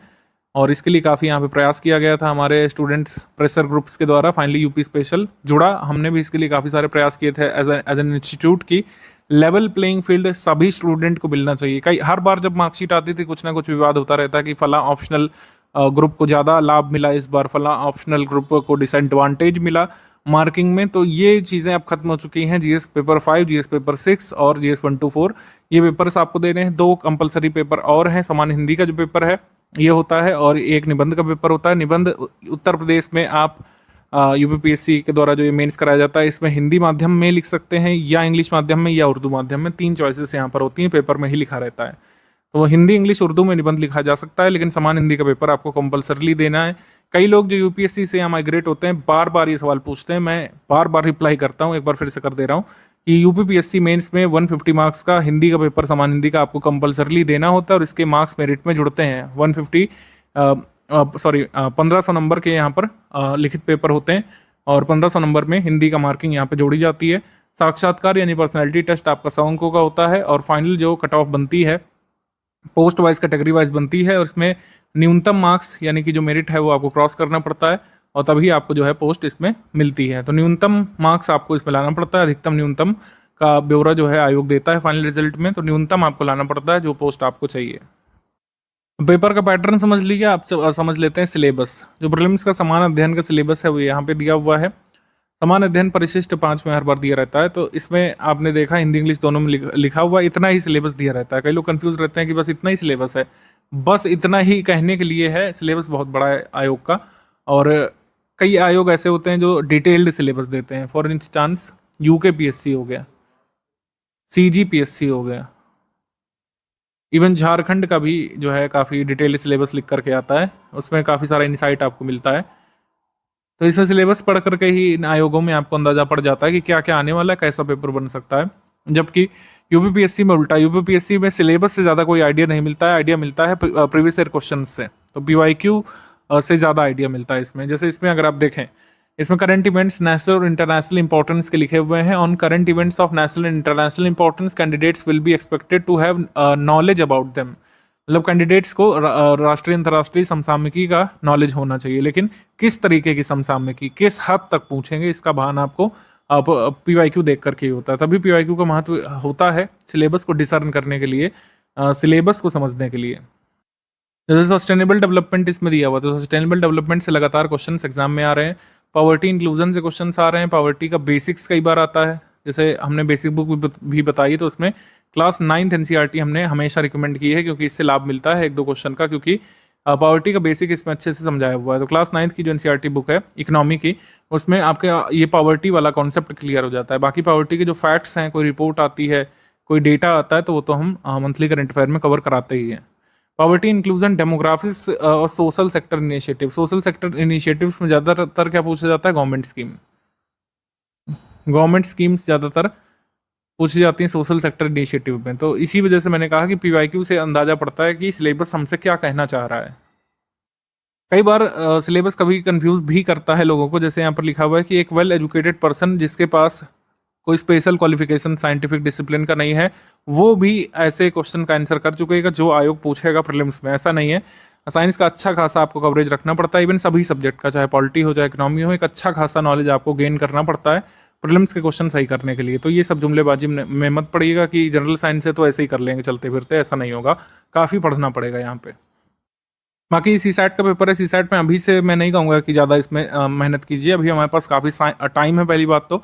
हालांकि ये सिलेबस देख करके आप अपना माइंड मेकअप करिए सबसे पहले कि 33% लाने के लिए कौन कौन से जो एरियाज़ हैं उन पर टारगेट करेंगे। जैसे इसमें एलिमेंट्री मैथ्स आती है up to class 10th level, तो जो इंजीनियरिंग बैकग्राउंड से हैं या फिर जो एमएससी मैथ्स वगैरह से हैं या फिर आप ऐसे डिसिप्लिन से हैं जहाँ पर मैथ्स पढ़ाई जाती है, तो इसमें आपको ज़्यादा हानि नहीं होती है, ज़्यादा आपको इसमें सोचना समझना नहीं पड़ता है। मैक्सिमम क्वेश्चन आप इससे निकाल लेते हैं रीजनिंग और मैथ्स के। फिर जनरल इंग्लिश है, इंग्लिश मीडियम से अगर आपकी एजुकेशन हुई है तो उस हद तक की इंग्लिश आप ऑलरेडी तैयार कर चुके होते हैं। कुछ ब्रशअप करना पड़ता है आपको टॉपिक्स, जैसे पार्ट ऑफ स्पीच है, एक्टिव पैसिव हो गया, और ट्रांसफॉर्मेशन ऑफ सेंटेंस है, डायरेक्ट इनडायरेक्ट के रूल्स, पंक्चुएशन रूल्स एक बार आपको देखने होते हैं, इडियम्स कुछ लर्न करने पड़ते हैं, वोकैबुलरी थोड़ा सा लर्न करनी पड़ती है। और ये जो चीज़ें हैं ये की जा सकती हैं 10-5 दिवस के टाइम स्पैन में। पूरा जनरल इंग्लिश आप सीसैट का तैयार कर सकते हैं 10-5 दिवस के टाइम स्पैन में, डेली 2 घंटे आप सामान्य हिंदी पूरा कंप्लीट कर सकते हैं। तो मैं कहूँगा कि अभी इतना जल्दी करने की पहली बात तो ज़रूरत भी नहीं, क्योंकि एग्जाम से पहले एक बार ब्रशअप करना पड़ेगा। लेकिन एक बार ये अच्छे से देख लीजिए, थोड़े से सीसैट के पीवाईक्यू लगा सकते हैं आप, पीवाईक्यू देख सकते हैं शुरुआत में, पहले 1-2 मंथ फर्स्ट स्टेज में पीवाईक्यू देखिए कि सीसैट में क्या क्या आता है, उतना भी सफिशिएंट है यहाँ पर। बाकी सीसैट की आगे स्ट्रैटेजी आपको ग्रुप में मिलती रहेगी। प्रीवियस ईयर एग्जामिनेशंस में जीएस पेपर 1 प्रीलिम्स का कट ऑफ क्या रहा है और क्या टारगेट आपको रखना चाहिए, इसके बारे में बात कर लेते हैं। अभी तो टारगेट वगैरह एग्जाम से पहले भी हम लोग कई बार डिस्कस करेंगे, लेकिन एक ओवरऑल माइंड मेकअप जो आपको लेकर के चलना है इस पर बात कर लेते हैं। कट ऑफ 2018 से हम यहाँ पर डिस्कस करेंगे, क्योंकि पैटर्न इससे पहले बहुत अलग था। जीएस पेपर मेन से GS paper 1, GS paper 2 objective होते थे, 2 ऑप्शनल हुआ करते थे, तो कट ऑफ उससे पहले का डिस्कस करने का कोई लाभ नहीं है यहाँ पर। 2018 से पैटर्न चेंज हुआ है, उसको देख लेते हैं। तो 126 नंबर यहाँ पर कट ऑफ गया था, यानी कि 200 में से 126 नंबर आपके होने चाहिए थे। अच्छा, यूपीपीएससी में एक चीज़ ध्यान रखिएगा कि 150 क्वेश्चंस आते हैं जीएस पेपर 1 में, लेकिन मार्क्स होते हैं 200। ये बड़ा जरूरी ध्यान रखना। जीएस पेपर 1 जो ऑब्जेक्टिव होता है उसमें 200 मार्क्स का पेपर होता है, लेकिन क्वेश्चंस 150 होते हैं। सीसैट पेपर में 100 क्वेश्चंस होते हैं, तो इसमें जीएस पेपर 1 में 126 नंबर आपको 200 में से लाने थे। 94.5 क्वेश्चंस आपके सही होने चाहिए थे। पीसीएस के 2019 पेपर में 117 नंबर यहाँ पर कट ऑफ गया था। ये यूआर के लिए मैं कट ऑफ बता रहा हूँ, अदर कैटेगरीज के लिए अभी यहाँ पे नहीं डिस्कस कर रहा हूँ। अदर कैटेगरीज के लिए कम कम रहता है अपने अपनी कैटेगरीज के हिसाब से। अगर मैं हर कैटेगरी के बताऊंगा तो लंबी लंबी लिस्टें होंगी, फिर आप कंफ्यूज होंगे। टारगेट करते समय जो हाईएस्ट कट ऑफ जाता है यूआर का, उसके बारे में सोच करके आप चलिए। जिस भी कैटेगरी में आप आते हैं उसका कम कम रहता है। तो जीएस पेपर 1 में 2019 में 117 यहाँ पे कट ऑफ गया था। 200 मार्क्स में से 87.75 क्वेश्चंस आपको निकालने थे नेगेटिव के बाद। पीसीएस 2020 में 110 ही कट ऑफ गया था, पेपर टफ लेवल का आया था। 2021 में 115 कट ऑफ यहाँ पे गया था, और 2022 में यहाँ पर कट ऑफ गया था 112। सो इस तरीके से कट ऑफ जाता है। 2023 का आया नहीं, लेकिन इसी के राउंड आप मान सकते हैं। तो ये आपको ओवरऑल रफ टारगेट दे देती है स्ट्रैटेजी। 100 सही क्वेश्चंस का हमको टारगेट रखना है नेगेटिव मार्किंग के बाद। नेगेटिव मार्किंग और जो कुछ क्वेश्चंस गलत हो जाते हैं, 150 क्वेश्चंस जैसे आते हैं, लेकिन कहने को 146 ही मैं हमेशा मानता हूँ, क्योंकि 2 क्वेश्चन डिस्प्यूटेड होते हैं, बहुत डिफिकल्ट टाइप के होते हैं, उसका आंसर सिर्फ आयोग बता सकता है। 2 क्वेश्चन आप ऐसे लगा लीजिए कि जो आप उत्तर मानेंगे उससे उल्टा ही उत्तर आयोग मानेगा। तो 4 क्वेश्चन आप मान के चलिए हर बार डिस्प्यूटेड होते हैं, और इस पर ऑब्जेक्शन होता ही होता है। मॉडिफाइड की बहुत सालों बाद आती है, जैसे 2021 तक की आई थिंक मॉडिफाइड की अभी अवेलेबल है। 2022 की मॉडिफाइड की नहीं अवेलेबल है हमारे पास। 2023 वाले पेपर की नहीं अवेलेबल है। 2024 होने जा रहा है जुलाई में। तो आप मान के चलिए कि आपको 100 सही क्वेश्चंस का टारगेट लेकर के चल रहा है, और स्टडी फॉर सिविल सर्विस के स्टडी मटेरियल से और प्रैक्टिस रिसोर्सेज से किया भी जा सकता है। बार बार प्रूफ हमने अपने फ्री वाले टेलीग्राम में शेयर किए हैं। यूपीपीएससी जीएस पेपर 1 में प्रीवियस ईयर में किस सब्जेक्ट या टॉपिक से कितने क्वेश्चंस बनते हैं, इसको भी एक बार ब्रीफली देख लेते हैं, समझ लेते हैं। जैसे हिस्ट्री ऑफ इंडिया यानी कि एंशिएंट मिडिवल हिस्ट्री से कुल मिलाकर 15 क्वेश्चन आए थे 2023 में। 2022 में भी 15 क्वेश्चन इसमें आए थे, और 8 क्वेश्चन आए थे 2021 वाले पेपर में, एंड 16 क्वेश्चन 2020 वाले पेपर में। 2019 वाले में 13 सवाल इसमें आए थे।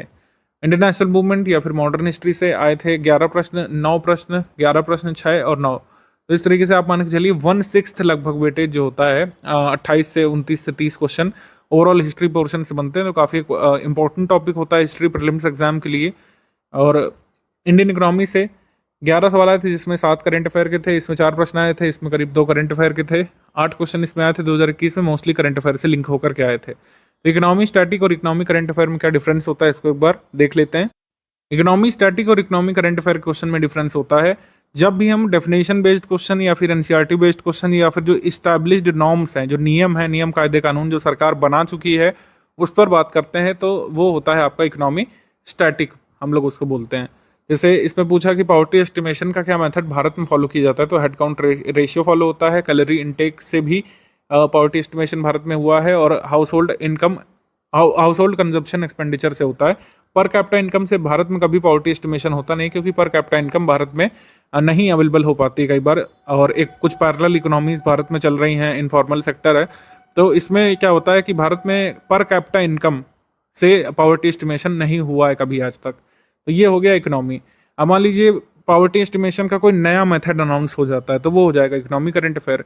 जैसे इकोनॉमी करंट अफेयर में जो नया इकोनॉमिक सर्वे या फिर जो नया बजट आता है, उससे कई बार प्रश्न आते हैं। ये पेपर है 2020 वाले पेपर का, और इसमें बजट 2020-21 से देखिए प्रश्न पूछा गया है। कृषि की आय दोगुनी करने के लिए ग्रामीण विकास पर ध्यान केंद्रित किया गया है बजट 2020-21 में, और इसमें 16 पॉइंट प्रोग्राम कृषि, सिंचाई, ग्रामीण विकास के लिए यहाँ पे अनाउंस किए गए थे। तो अब आप ये मान के चलिए, अगर बजट से आपके 2025 वाले पेपर में सवाल आया, तो किस बजट से प्रश्न आएगा? बजट आएगा बजट 2025-26 से, ये आप मान के चलिए। तो बजट 2025-26 से यहाँ पे प्रश्न पूछा जाएगा, ना कि बजट 2020-21 से। तो तो ये हो गया इकोनॉमी करंट अफेयर।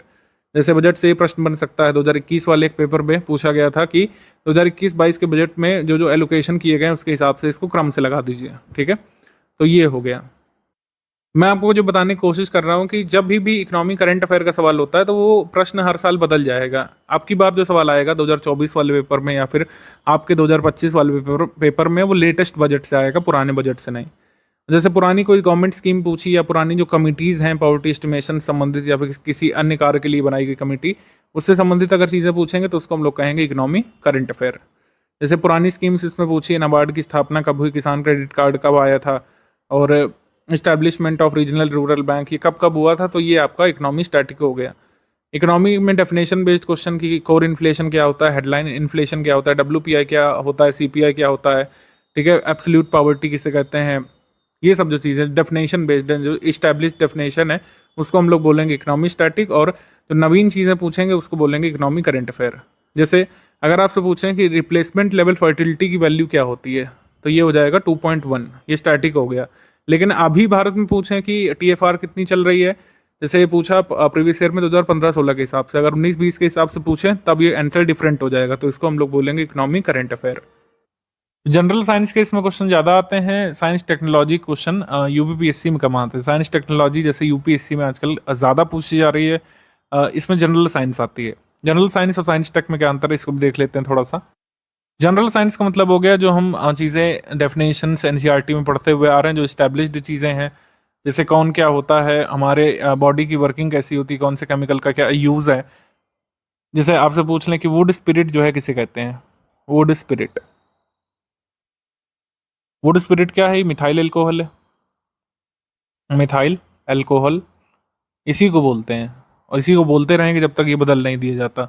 जबकि जो टेक्नोलॉजी है वो लगातार चेंज हो रही है। AI आया है, फिर आपने देखा कई सारे GPT सिस्टम आ गए हैं। GPT का फुल फॉर्म आपसे पूछ लें, या फिर जो कई सारे लार्ज लैंग्वेज मॉडल्स आ गए हैं, लार्ज लैंग्वेज मॉडल्स, LLM जिसको बोलते हैं।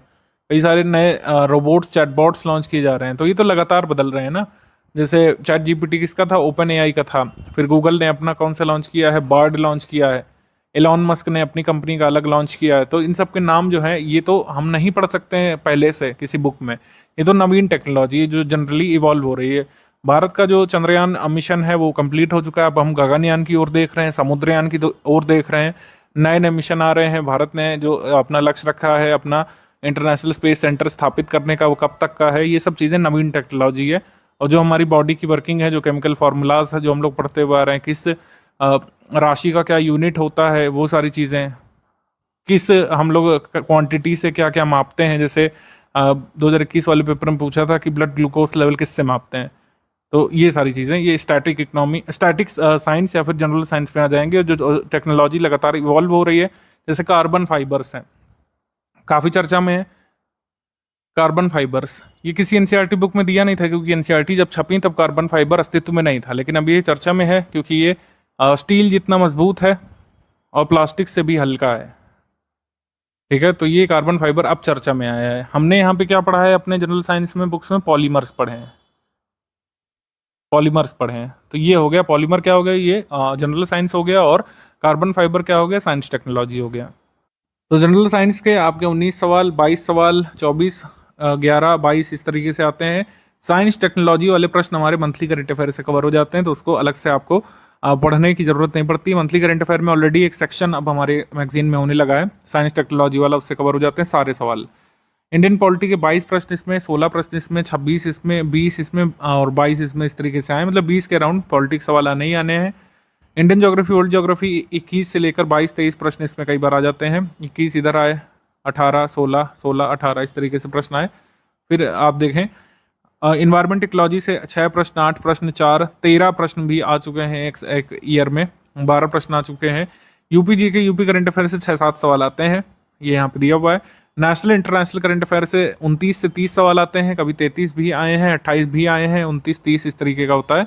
मिसलेनियस के जो टॉपिक्स होते हैं, जैसे इंटरनेशनल ऑर्गेनाइजेशंस हो गया, उनके हेडक्वार्टर कहाँ है, उनका हेड कौन है, इंटरनेशनल ऑर्गेनाइजेशंस का हाल में कोई चीज़ हुई है, तो वो सब अपडेट जो पूछी जाती है, जो एग्रीकल्चर का मिनरल डेटा पूछा जाता है, ये सारे जो डेटा वाइज चीज़ें जो बदलती रहती हैं, ये 10 क्वेश्चन, 20 क्वेश्चन, 12 क्वेश्चन, 22 सवाल तक आए हैं एग्जाम में, और ये बहुत हाई यील्ड टॉपिक हम लोग इसको बोलते हैं। मिसलेनियस पीडीएफ इस वजह से हम लोग हमेशा रिकमेंड करते हैं कि आपको स्टडी करना चाहिए, क्योंकि ये डेटा वाला पोर्शन होता है और इसमें कुछ डेटा याद करके सेंसस का, अर्बनाइजेशन का, लेटेस्ट रिपोर्ट वगैरह फॉलो करके आप अच्छे नंबर ऑफ क्वेश्चंस निकाल सकते हैं। तो ये ओवरव्यू हो गया। अब ये स्ट्रैटेजी ऐसा हो सकता है आपके प्रीलिम्स से पहले हम कुछ अपग्रेड करके दें, चेंज करके दें, लेकिन अभी के लिए ये मान के चलिए कि इतना इतना वेटेज है। जैसे यूपी जीके है, मान लीजिए आप डेली 5-5 घंटे पढ़ रहे हैं तो उसका लाभ नहीं, क्योंकि उससे 6-7 क्वेश्चन आने हैं। तो ये ओवरव्यू हो गया कि कौन कौन से सब्जेक्ट जरूरी हैं। जैसे आपने नोटिस किया कि हिस्ट्री जरूरी है, और साइंस जरूरी है, ज्योग्राफी जरूरी है, पॉलिटी जरूरी है। तो ये कुछ ऐसे सब्जेक्ट हैं जो प्री में भी इनका वेटेज है, मेंस में भी वेटेज है। तो इसीलिए यहाँ पर अब बात कर लेते हैं कि शुरू में बेसिक आपको क्या पढ़ना है और 3 स्टेज की स्ट्रैटेजी क्या होती है। तो प्री मेंस के कुछ टॉपिक्स होते हैं जो कॉमन होते हैं, तो इसी वजह से इन्हीं की बेसिक बुक्स आपको रिकमेंड की जाती है। जैसे यूपी जीके की कोई बेसिक बुक नहीं हो सकती है, आर्ट कल्चर की कोई बेसिक बुक हम यहाँ पे नहीं रिकमेंड करते हैं। जिसका वेटेज है प्री मेंस में, उसी का बेसिक आपको कवर करना पड़ता है पहले स्टेज में। जैसे मॉडर्न हिस्ट्री और आधुनिक भारत का इतिहास हम लोग जो कह सकते हैं प्री में भी जरूरी है ही, 8-9 क्वेश्चन प्रीलिम्स के लिए, और जीएस पेपर 1 में भी इसका रोल है। पॉलिटी राजव्यवस्था के लिए एम लक्ष्मीकांत की किताब यहाँ पे इंपॉर्टेंट होती है प्रीलिम्स के लिए और जीएस पेपर 2 के लिए। आर्ट कल्चर में सिर्फ मेंस में आता है, इस वजह से प्रारंभिक परीक्षा में जो तथ्य वगैरह होते हैं उसके लिए हम छोटी सी पीडीएफ दे देते हैं, फैक्चुअल लिस्टिंग उसी से कवर हो जाता है। बहुत बेसिक यहाँ पे आर्ट कल्चर में नहीं बनाना है। और ज्योग्राफी के लिए प्री में भी इसमें वेटेज है, फिजिकल ज्योग्राफी का जीएस पेपर 1 में भी है। इन्वायरमेंट में प्री और जीएस 3 मेंस में बेसिकली अपडेट्स इसमें पूछे जाते हैं। कोई स्कीम आ गई इन्वायरमेंटल डिग्रेडेशन के बारे में, विवेचना करने को आ सकता है। तो इन्वायरमेंट का बेसिक्स आता है प्रीलिम्स में और कॉन्सेप्ट आता है मेंस में, अप्लाइड जिसको हम लोग बोलते हैं। साइंस इसमें आती है प्रीलिम्स में, लेकिन साइंस टेक आती है जीएस 3 मेंस में। करंट अफेयर के लिए सिर्फ स्टडी फॉर सिविल सर्विस को फॉलो करिए प्री मेंस, और इंटरव्यू तक के लिए पूरा support study for civil service का आपको मिलता रहेगा। कैसे क्या पढ़ना है, क्या वेटेज है और किस पीडीएफ का क्या महत्व है, हम पहले ही डिस्कस कर चुके हैं। कुछ बेसिक बुक्स की रीडिंग रिकमेंडेड है और वो बेसिक बुक हमने शेयर भी कर दी है आपके ग्रुप में, आप देखेंगे।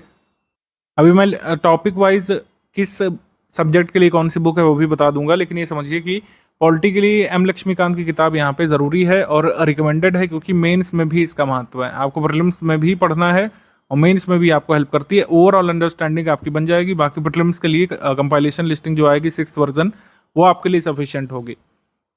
फिर ज्योग्राफी के लिए कक्षा 6 से 12 तक की न्यू एनसीईआरटी बुक्स यहाँ पे रिकमेंडेड होती है। अगर आप 6 से 12 नहीं करते तो कम से कम 9 से 12 यहाँ पर रिकमेंडेड होता है, लेकिन 6 से भी कर लेंगे तो कोई इसमें घाटा नहीं है, अभी तो किया जा सकता है। अगर आपका टारगेट 2025 ही है तो आराम से सब चीज़ें कंप्लीट की जा सकती हैं। बहुत शनय शनय आप कंप्लीट कर सकते हैं बिना किसी जल्दीबाजी के। तो ये हो गया। और फिर अगर देखें तो हिस्ट्री में ओल्ड एनसीईआरटी बुक्स 3 खाली रिकमेंडेड है। एंशिएंट के लिए यानी प्राचीन भारत के इतिहास के लिए आर एस शर्मा की किताब, मध्यकालीन के लिए सतीश चंद्रा की, मॉडर्न के लिए बिपिन चंद्रा की किताब। इकोनॉमी के लिए क्लास 9 से लेकर 12th रिकमेंडेड है, माइक्रो इकोनॉमिक्स केवल। लेकिन अगर सिर्फ 9th वाली भी कर लेंगे, क्योंकि इसमें कह सकते हैं एम्प्लॉयमेंट और पॉवर्टी के बारे में है, तो उतना भी बेसिक सफिशिएंट है। बाकी क्लास 9 से 12 तक का पूरा समरी भी हम दे देते हैं, तो अलग अलग बुक पढ़ने की ज़रूरत नहीं होती है। अब देखिए सब्जेक्ट वाइज क्या कैसे पढ़ना है इसको समझ लीजिए, क्योंकि ये सवाल बार बार पूछा जाता रहता है कि सर सब्जेक्ट वाइज कैसे क्या पढ़ें। हिस्ट्री के लिए क्या करना है, हिस्ट्री के लिए जो ऊपर बेसिक बुक बताई गई है उसकी एक रीडिंग करना है। एंशिएंट के लिए आर एस शर्मा की, मिडवेल के लिए सतीश चंद्रा की, एस चंद्रा की, और मॉडर्न के लिए जो कह सकते हैं बिपिन चंद्रा की किताब है। अगर आपके पास बिपिन चंद्रा नहीं है स्पेक्ट्रम में तो उससे भी कंप्लीट कर सकते हैं अगर चाहें तो। वैसे बिपिन चंद्रा आपको करना चाहिए, क्योंकि बहुत ज़्यादा फैक्ट में नहीं डूबना है शुरू से, आपको बेसिक स्टोरी लाइन बनानी है हिस्ट्री के लिए। अच्छा, कुछ लोग समझते हैं कि इन किताबों से क्या पेपर में हो जाएगा, ऐसा कुछ नहीं है। ये सब बेसिक बनाने के लिए है और बेसिक बनाना ज़रूरी है, तभी आपको कंपाइलेशन लिस्टिंग का मैक्सिमम बेनिफिट मिलता है।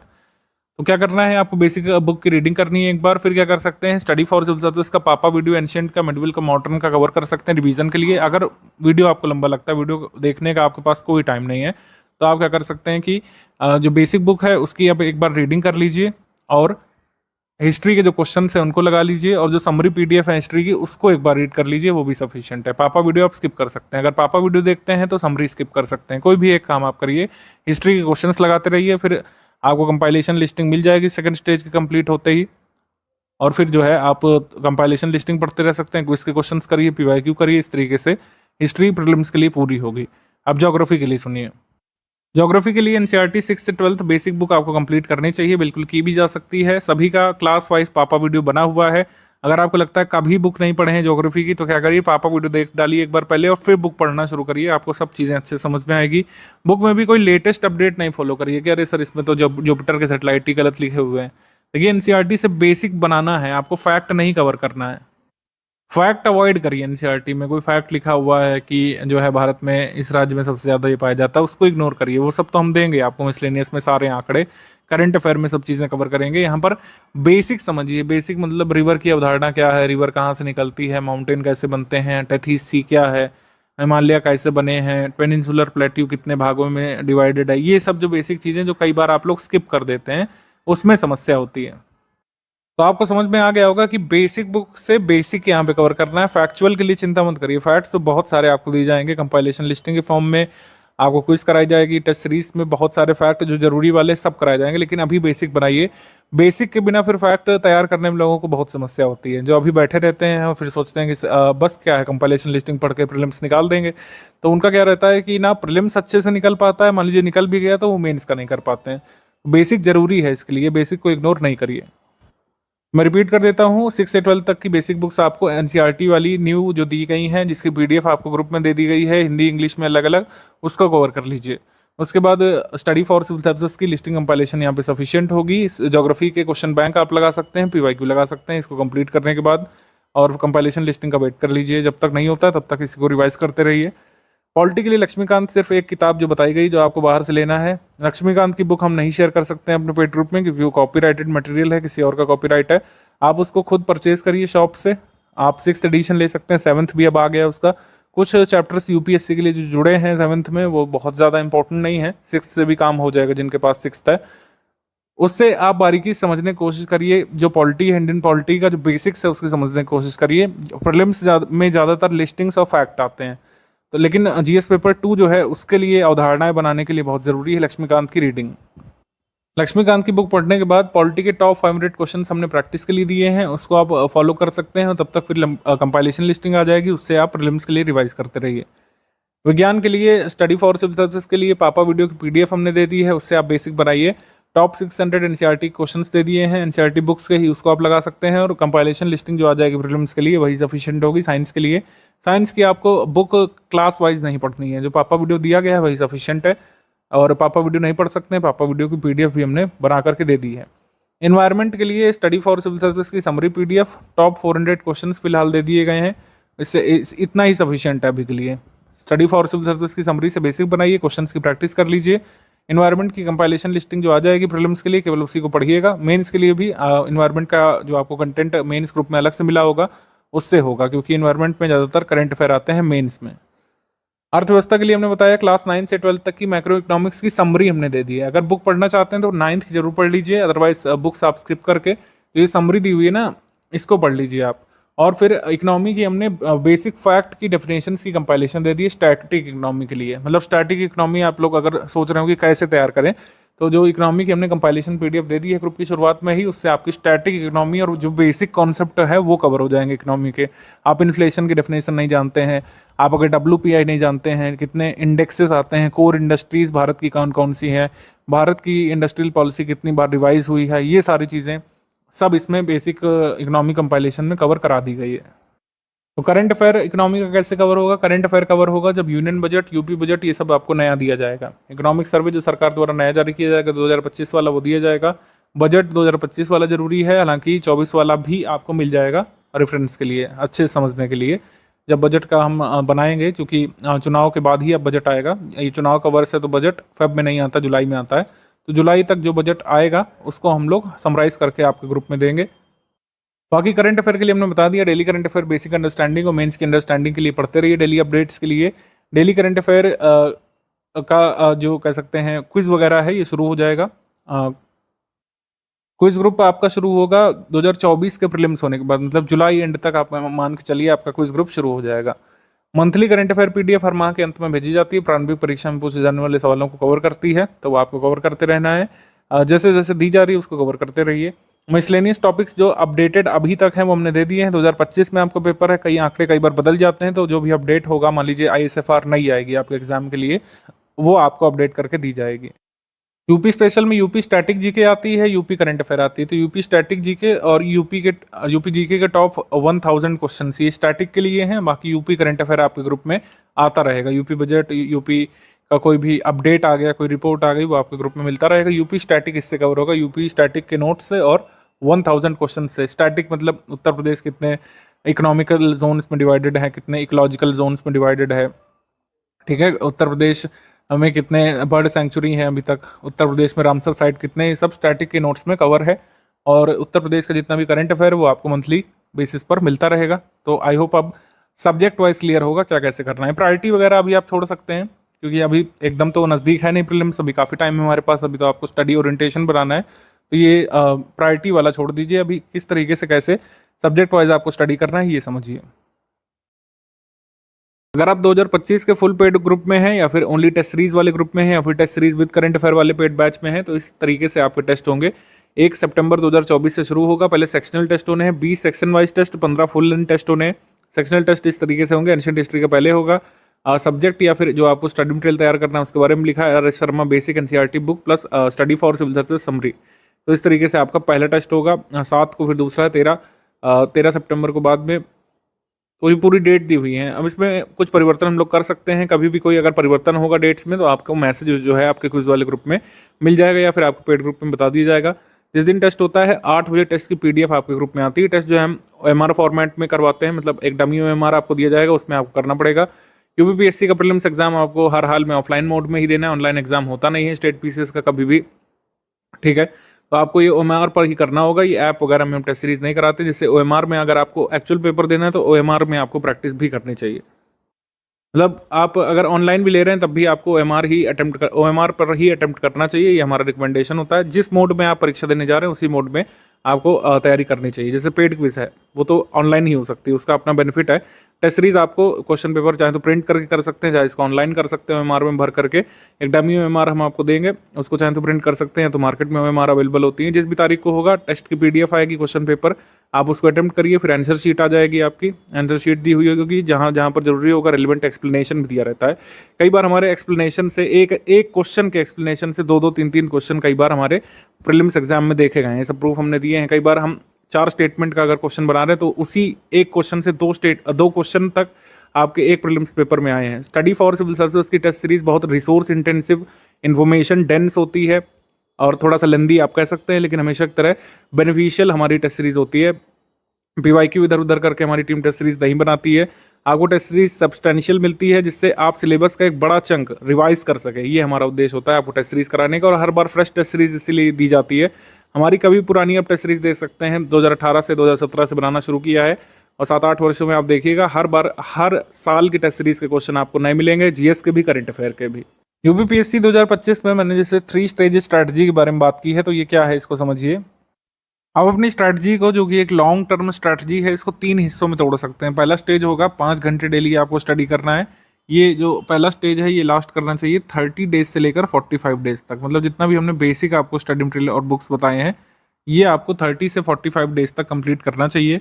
बेसिक बुक आपको कवर करनी है हिस्ट्री, पॉलिटी, ज्योग्राफी की, सिर्फ 3 कवर करनी है, और तो किसी सब्जेक्ट की बताई नहीं गई है। अंडरस्टैंड करना है आपको daily current affair. Daily current affair को कॉम्प्रिहेंसिवली अंडरस्टैंड करने के लिए 10-15 दिवस यहाँ पर काफ़ी हैं। पहले ऐसा हो सकता है कि आपको एक दिन का करंट अफेयर कवर करने में 2-2.5 घंटे लग रहे हैं, फिर जो है कम टाइम लगेगा, 1.5 घंटे लगेगा, फिर 1 घंटे।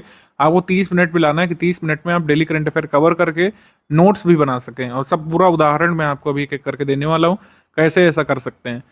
2 मंथ का प्री स्पेशल करंट अफेयर आपको इस पूरे फर्स्ट स्टेज की जर्नी में कवर कर लेना है। यूपी करंट अफेयर जितना कवर करना है वो आप, मतलब यूपी करंट अफेयर की पीडीएफ जो दी गई है वो आपको कवर कर लेना है। पीवाईक्यू एनालिसिस जो है स्टडी करना शुरू कर दीजिएगा।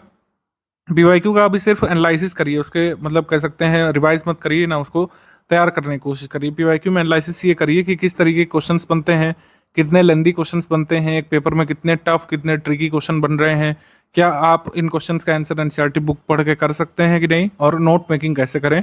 जो जीएस के टॉपिक्स हैं उस पर जो है थोड़ा सा मतलब काम करना आपको शुरू करना है, ये बेसिक होगा। कई लोग पूछते हैं सर बेसिक में क्या करना है, तो ये सब आपको बेसिक में कवर करना है, एक्सप्लिसिटली मैंने यहाँ पे बता दिया है।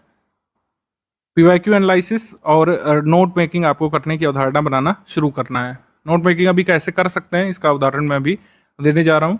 सेकंड स्टेज में क्या करना है, सेकंड स्टेज में करना है कि जो बचा हुआ स्टडी मटेरियल है, जैसे इकोनॉमी की कंपाइलेशन है वो आपको स्टडी करनी है, इन्वायरमेंट की समरी जो है स्टडी कर लेनी है, उसके अलावा जो भी टॉपिक मिसलेनियस का कोई बच रहा है, कोई अलग पीडीएफ हमने गवर्नमेंट स्कीम वगैरह की दी है उसको रिवाइज करना शुरू करिए। एक्चुअल पीवाईक्यू स्टडी यहाँ से शुरू कर सकते हैं, पीवाईक्यू काफ़ी सारे हैं, इस वजह से एक बार सेकंड स्टेज में पढ़िए और एक बार फाइनली थर्ड स्टेज में। आपको टाइम ड्यूरेशन यहाँ पर डेली करंट अफेयर कवर करने का कम करना है, 20-25 मिनट में डेली करंट अफेयर यहाँ पर कवर करना शुरू कर दीजिएगा। और कोशिश करिए कि अब नोट मेकिंग ना करें, क्योंकि अब आप उतना अंडरस्टैंड कर चुके होंगे कि डेली करंट अफेयर में क्या क्या हमारे प्रीलिम्स के काम का है, क्या क्या मेंस के काम का है। आपको मेंस का स्टडी मटेरियल यहाँ पर पढ़ना शुरू कर देना चाहिए सेकंड स्टेज ऑफ प्रिपरेशन में, यानी कि प्रीलिम्स ग्रुप ज्वाइन करने के 50 दिवस बाद आप चाहें तो एडमिशन लेकर के हमारा मेंस ग्रुप में मेंस का जो एटलीस्ट कंटेंट है जीएस 1 से लेकर 6 तक का और हिंदी का, उसको पढ़ना शुरू कर दीजिए। मॉडल ऐसे देखना शुरू कर दीजिए। हिंदी में जो याद करने वाली चीज़ें हैं, जो फॉर्मेटिंग वाली चीज़ें हैं, जो कई सारे विलोम आपको याद करने होते हैं, वाक्यांश के लिए एक शब्द वो याद करना शुरू कर दीजिए। और 6 मंथ का प्री स्पेशल करंट अफेयर और यूपी करंट अफेयर आपका तैयार हो जाना चाहिए। क्विज प्रैक्टिस आपकी शुरू हो चुकी होगी जुलाई एंड से, उसको करना शुरू कर दीजिए।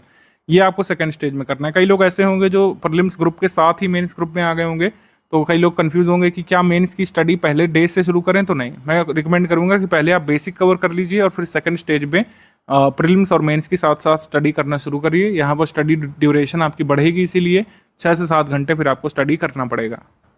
थर्ड स्टेज की अगर मैं बात करूं तो कॉम्प्रिहेंसिवली आपको यूपीपीसीएस पीवाईक्यू टॉपिक वाइज जो दिए गए हैं वो आपको कवर करने होंगे, जो पीडीएफ ग्रुप में गिवन है। हमारी टेस्ट सीरीज आपको थॉरली स्टडी करनी पड़ेगी, जो आपको मिल चुकी होगी।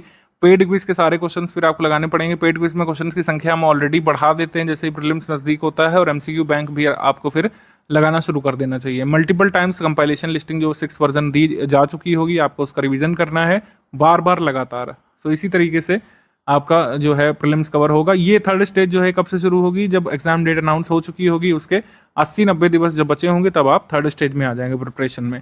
तो ये 3 स्टेज की हमारी स्ट्रेटजी है जो आपको फॉलो करना चाहिए। अभी जिन लोगों ने फॉलो किया है उनको काफ़ी लाभ मिला है 2024 वाले में। 2024 वाले से हमने 3 स्टेज की स्ट्रेटजी यहाँ पे इंट्रोड्यूस की थी और इससे काफ़ी लाभ जो है हमारे विद्यार्थियों को मिला है। तो टाइम फ्रेम यहाँ पर आपको क्लियर हो गया होगा। 30 से 45 डेज आपके कैलिबर पर डिपेंड करता है, ये बेसिक हो गया 30 से 45 डेज। ये जो सेकंड स्टेज है प्रीलिम्स की एग्जाम डेट से 90 डेज पहले तक खत्म हो जाना चाहिए, और लास्ट स्टेज जो है ये प्रीलिम्स की एग्जाम डेट 2025 से 90 दिवस पहले आपका एक्टिवेट हो जाना चाहिए। ये टाइम फ्रेम रफली आपको रखना है। आप तो चाहे तो इसका प्रिंट या पिक ले करके अपने फ़ोन में रख लीजिए, और ये टारगेट भी यहाँ पर लिखे हुए मोटा मोटा कि ये आपको फॉलो करना है। फर्स्ट स्टेज ऑफ प्रिपरेशन में नोट मेकिंग करनी चाहिए कि नहीं करनी चाहिए, करें तो कैसे करें, किस तरीके से करें, अभी पूरा हमको भान नहीं है। क्या क्या आता है, क्या क्या पूछा जा सकता है, सब कुछ इंपॉर्टेंट लगता है, क्या नोट करें क्या छोड़ें, ये कई लोग पूछते रहते हैं। तो मैं आपको बता दूं कि एक्चुअली ऐसा ही होता है। जब तक आप सिलेबस में गो थ्रू नहीं करेंगे, डीप डाइव नहीं करेंगे, आपको खुद नहीं समझ में आता है। हालांकि शुरुआत की जा सकती है। शुरुआत करने में ये कुछ टिप्स आप अपना सकते हैं। जो ऑलरेडी चीज़ें लिस्ट या टैबुलर फॉर्म में हैं उनको आप नोट नहीं करिए, उनको क्या करिए कि मल्टीपल टाइम्स रिवाइज करने की कोशिश करिए। मल्टीपल टाइम्स रिवीजन भी उतना ही कारगर मेथड होता है जैसे कि नोट मेकिंग। और जो चीज़ें लिस्ट या टेबुलर फॉर्म में है उसको तो आपको मल्टीपल टाइम्स रिवाइज करना चाहिए, क्योंकि बहुत बड़ा सिलेबस है, बहुत सारे लिस्ट अभी आपको आगे मिलेंगे कंपाइलेशन में, लिस्टिंग में, टेस्ट सीरीज में कई बार लिस्ट बनाकर हम देंगे, लिस्टिंग वाइज क्वेश्चन पूछेंगे, ज्योग्राफी में क्विज ग्रुप में पूछेंगे, अलग अलग तरीके से पूछेंगे। तो उसमें मल्टीपल टाइम्स रिवीजन कई बार आपको कई सारी चीज़ों का करना पड़ता है। तो कोशिश करिए जो चीज़ें ऑलरेडी टेबुलर फॉर्म में है उसको आप नोट नहीं करिए। दूसरी चीज़, मंथली करंट अफेयर पीडीएफ के नोट्स आपको मेरे हिसाब से नहीं बनाने चाहिए। इसको जितना बार आप रिवाइज करेंगे उतना ही अच्छा होगा। कुछ लोग ऐसा करते हैं कि लिख लिख के याद करते हैं, मतलब आपने कोई चीज़ पढ़ी उसको आपने रफ नोट कर लिया और याद किया, वो आप कर सकते हैं। ठीक है, रफ नोट्स चाहे तो बना सकते हैं। नोट्स जो बनाएंगे आप बाद में जिसको देखेंगे, जैसे रफ नोट्स से नहीं बनाते, कुछ लोग फेयर नोट्स बनाते हैं, मतलब नोट्स से ही रिवाइज करते हैं। तो नोट्स जब तक आपके शॉर्ट नहीं होंगे, क्रिस्प नहीं होंगे और रेलिवेंट नहीं होंगे, तब तक वो ज़्यादा काम का नहीं रहेगा यूपीपीसीएस के लिए, क्योंकि नोट करने को बहुत कुछ है। पीवाईक्यू के अनुसार आपके नोट्स होने चाहिए। इसी वजह से मैंने कहा कि जैसे जैसे सब्जेक्ट वाइज स्टडी करेंगे, थोड़ा थोड़ा पीवाईक्यू एनालिसिस करेंगे, सेकंड स्टेज तक आते आते खुद ही नोट मेकिंग आप अच्छे से सीख जाएंगे। मैं आपको एक उदाहरण देता हूँ तो आपको और अच्छे से मेरी बात समझ में आएगी। 17 मई 2024 की करंट अफेयर पीडीएफ सपोज आपको मिलती है। इसके नंबर ऑफ पेजेस 11 हो रहे हैं, 11 से 15 के बीच रहता है, ज़्यादा न्यूज़ होती है तो 15, वैसे 11। शुरू के 2 पेज यहाँ पर प्रमोशन के होते हैं और सेकंड पेज पर ये डेली टॉपिक की लिस्ट भी होती है। तो इसको अगर हम देखें तो 4 टॉपिक हैं, कभी 5 होते हैं, कभी 6 होते हैं। 4 टॉपिक में 11 पेज है और ये बाइलिंगुअल है। आप ध्यान रखिए हर चीज़ हिंदी और इंग्लिश में है। तो टॉपिक के नाम हिंदी इंग्लिश में है, पूरा जो कंटेंट है नीचे का वो हिंदी इंग्लिश में 2 साइड है।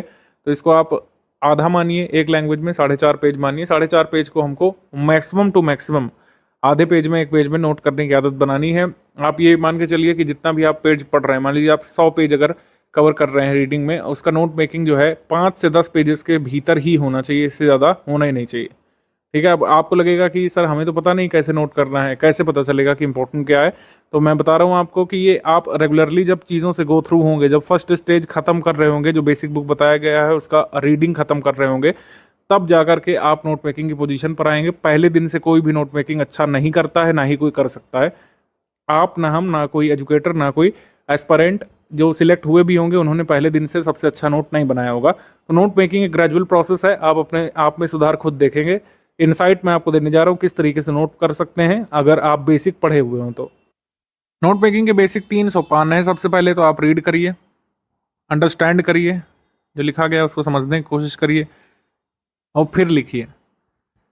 नोट आपके तभी बड़े हो जाते हैं जब आप मतलब पढ़ते हुए लिखते जाते हैं, तो वो जो है बड़े नोट बन जाते हैं, कई बार रेलिवेंट नहीं रहते हैं। आपको रीड करना है, फिर अंडरस्टैंड करना है और फिर राइटिंग की तरफ बढ़ना है। ये प्रोसेस आपको रखनी है, सिंपल। सबसे पहला टॉपिक है श्रम अधिकार पर जो विवाद या चर्चाएं जो चल रही हैं, श्रम अधिकार चर्चा या श्रम अधिकार बहस हम लोग बोल सकते हैं, लेबर राइट्स डिबेट। तो लेबर राइट्स डिबेट में हमको देखना है ये किसका टॉपिक है। सबसे पहले तो GS2 का है, तो हम ही लिख देते हैं आपके लिए। तो इसमें आपको ज़्यादा कोई खास मेहनत करनी नहीं कि आपको सिलेबस खुद से ढूंढ करके उसको अलाइन करना है। हालांकि अलाइन करना भी खुद से आना चाहिए कि अगर हम ये ना लिख कर भी दें तो कालांतर में आप करीब 1 महीने बाद बता सकें कि कौन सा टॉपिक किस सिलेबस का है। नोट मेकिंग आप जब करें तो टॉपिक वाइज आपको नोट करना चाहिए हमेशा ही, मतलब जो सेंट्रल थीम आप पकड़ रहे हो। जैसे आप अगर मॉडर्न इंडियन हिस्ट्री में नोट कर रहे हैं तो किस चैप्टर पे आप हैं या फिर कौन सा सीक्वेंस ऑफ इवेंट आप कैच कर रहे हैं, वो आपका सेंट्रल थीम होना चाहिए। ऐसे ही लगातार हर चीज़ नोट करने जाने से आपका एक थीम पकड़ में नहीं आएगा। जैसे अगर हम बात कर रहे हैं एक्सट्रीमिस्ट फेज की, extremist phase of Indian national Congress की अगर बात कर रहे हैं, तो उसको हम बीच में लिखेंगे और उसके आसपास जो गतिविधियां हो रही हैं या फिर उससे संबंधित जो चीज़ें हैं, जो संबंधित व्यक्तित्व हैं, संबंधित जो घटनाएं हुई हैं, उसको लिखेंगे। आपके नोट मेकिंग में ये होना चाहिए ये सारी चीज़ें।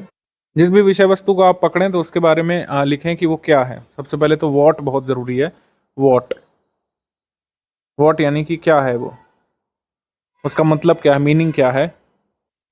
फिर वो चीज़ कैसे है या उसका महत्व क्या है, कहाँ पे हुई है। अगर किसी घटनाक्रम के बारे में बात कर रहे हैं तो कहाँ और कब, टाइमिंग कई बार ज़रूरी होती है। जैसे इतिहास में डेट्स आती हैं, इकोनॉमी में कई बार डेट्स आती रही हैं। UPSC को डेट्स से बहुत प्यार है, आपको पता है। जब किसी भी फैक्चुअल पेपर में डेट्स का बहुत महत्व होता है। कोई भी चीज़ कब हुई, व्हेन शब्द बहुत इंपॉर्टेंट होता है। व्हेन शब्द पूछा जाता है, कोई अधिनियम कब आया, कोई घटना हिस्ट्री में कब हुई। इवन ज्योग्राफी में जैसे पहला सेंसस कब हुआ था, या फिर जो है किसी ऑर्गेनाइजेशन की स्थापना कब हुई, ये पूछ लेते हैं। कोई स्कीम है तो वो कब आई थी, और अन्य संबंधित जानकारी, अन्य विषय से संबद्धता, ये आप खुद डेवलप करते हैं। ये कई बार शुरू से नहीं सीख पाते हैं, लेकिन कई बार ये आप खुद डेवलप करते हैं। जब मल्टीपल टॉपिक्स पढ़ रहे हैं, लगातार स्टडी कर रहे हैं, विभिन्न सब्जेक्ट्स की स्टडी कर रहे हैं, तो एक दूसरे सब्जेक्ट को आप इंटरमिंगल करके कई बार स्टडी करने की कोशिश करते हैं। इसका उदाहरण अब मैं आपको देता हूँ तो आप अच्छे से समझ पाएंगे ये जो स्ट्रक्चर है कैसे फॉलो हो सकता है।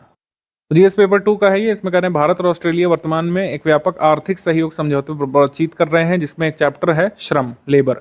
मतलब इंडिया निगोशिएट कर रहा है ऑस्ट्रेलिया के साथ comprehensive economic cooperation agreement, caeca पर। ठीक है।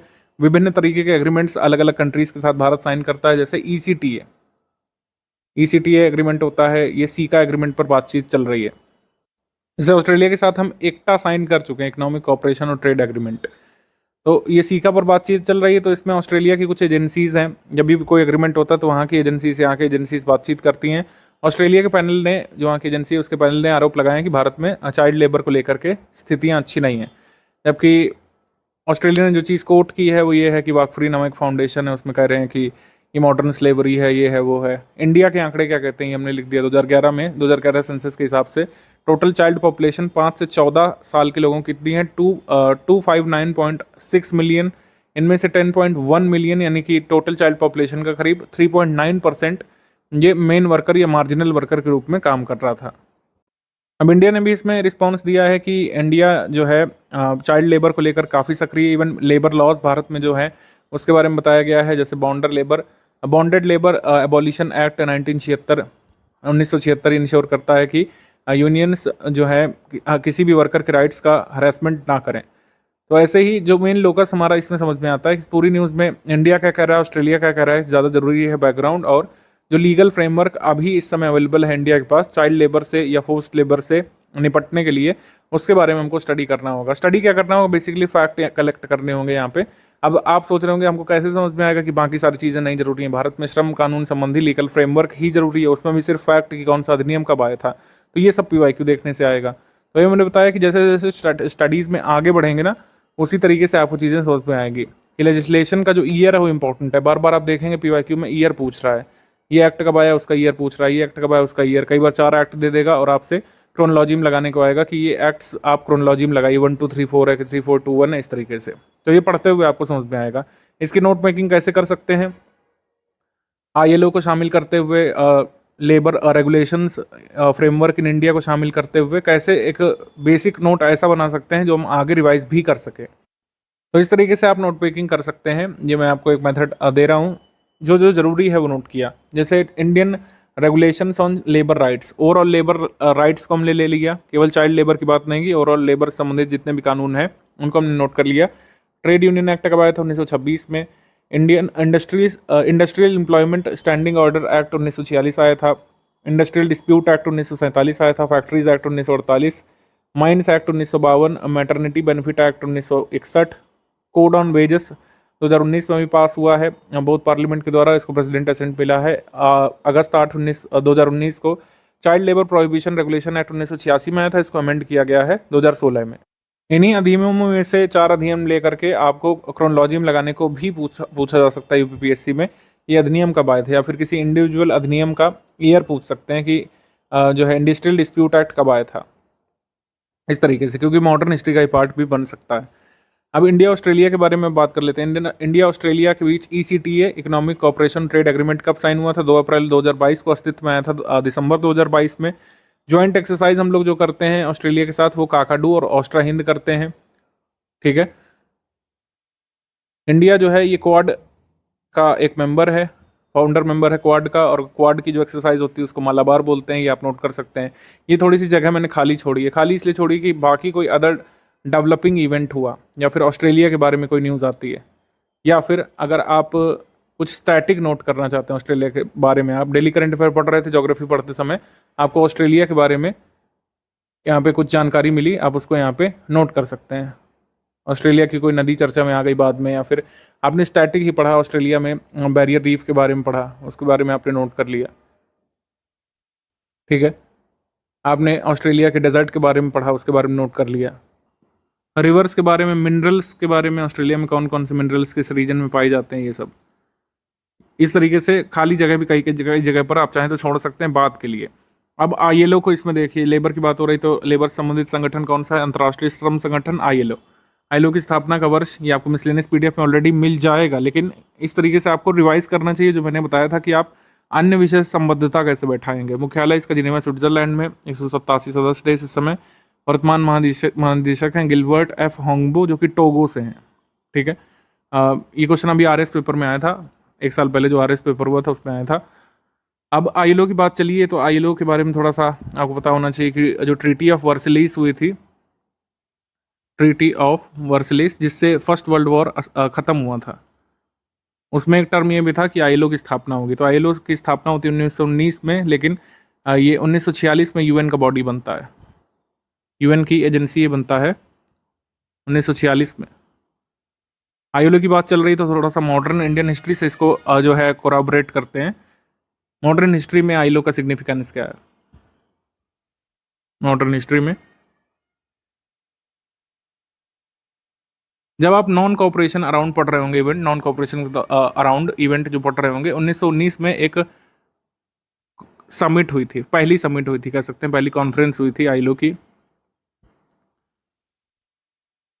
ILO Washington conference. इसमें किसने पार्टिसिपेट किया था भारत की तरफ से, all India trade union Congress से NM जोशी ने पार्टिसिपेट किया था। इस तरीके से ये PYQ है, UPPSC 2020 का है। इस तरीके से आपके नोट इनरिच होंगे, और जैसे जैसे समय बढ़ता जाएगा नोट इनरिच होते जाएंगे। तो अगर पहले एक हफ्ते में नोट कर रहे हैं, थोड़ी थोड़ी खाली जगह भी छोड़ते रहिएगा। अब सेकंड न्यूज़ पे आ जाते हैं। यहाँ पर ट्रिप्स के बारे में बेसिकली बात हो रही है। तो ट्रिप्स से किससे संबंध है? WTO से। WTO के मेंबर्स ने अभी 30वीं एनिवर्सरी यहाँ पर बनाई है ट्रिप्स पर एग्रीमेंट जो साइन हुआ था उसके लिए। आपको पता होना चाहिए या फिर धीरे धीरे आप सीखेंगे, मिसलेनियस की PDF में देखेंगे कि सीरीज ऑफ एग्रीमेंट्स जो हुए थे, करीब 6 एग्रीमेंट्स हुए थे WTO के बनने से पहले। WTO के बनने से पहले जो ऑर्गेनाइजेशन या जो व्यवस्था अस्तित्व में थी उसको GATT बोला जाता है, GATT, ठीक है। जनवरी 1995 को माराकीश में हुए कह सकते हैं एग्रीमेंट के बाद WTO अस्तित्व में आ जाता है। ट्रिप्स एग्रीमेंट के बारे में फिर बताया गया है कि किस तरीके से इवॉल्व होता है। पेरिस कन्वेंशन ये फर्स्ट स्टेप था इंटेलेक्चुअल प्रॉपर्टी राइट को या इंटेलेक्चुअल वर्क को प्रोटेक्ट करने के लिए। फिर ट्रिप्स के बारे में थोड़ा सा दिया हुआ है कि कैसे ये काम करता है, फिर इसके चैलेंजेस दिए हुए हैं, ठीक है। फिर बाद में वे फॉरवर्ड दिया कैसे इसको कर सकते हैं। तो मेन्स ओरिएंटेड कंटेंट ही ज़्यादा है, इससे प्रीलिम्स वाला निकालते हैं। इस न्यूज़ में जो सबसे ज़रूरी पोर्शन है वो क्या है? ट्रिप्स के बारे में कि ये किससे संबंधित है। YF और IPR ये क्या है? क्या ये एक एग्रीमेंट है बेसिकली, ठीक है। इंपॉर्टेंस क्या है? One of the 6 agreements that led to the creation of WTO। यहाँ पर हमने स्पष्ट तौर पर लिख भी दिया है इसलिए।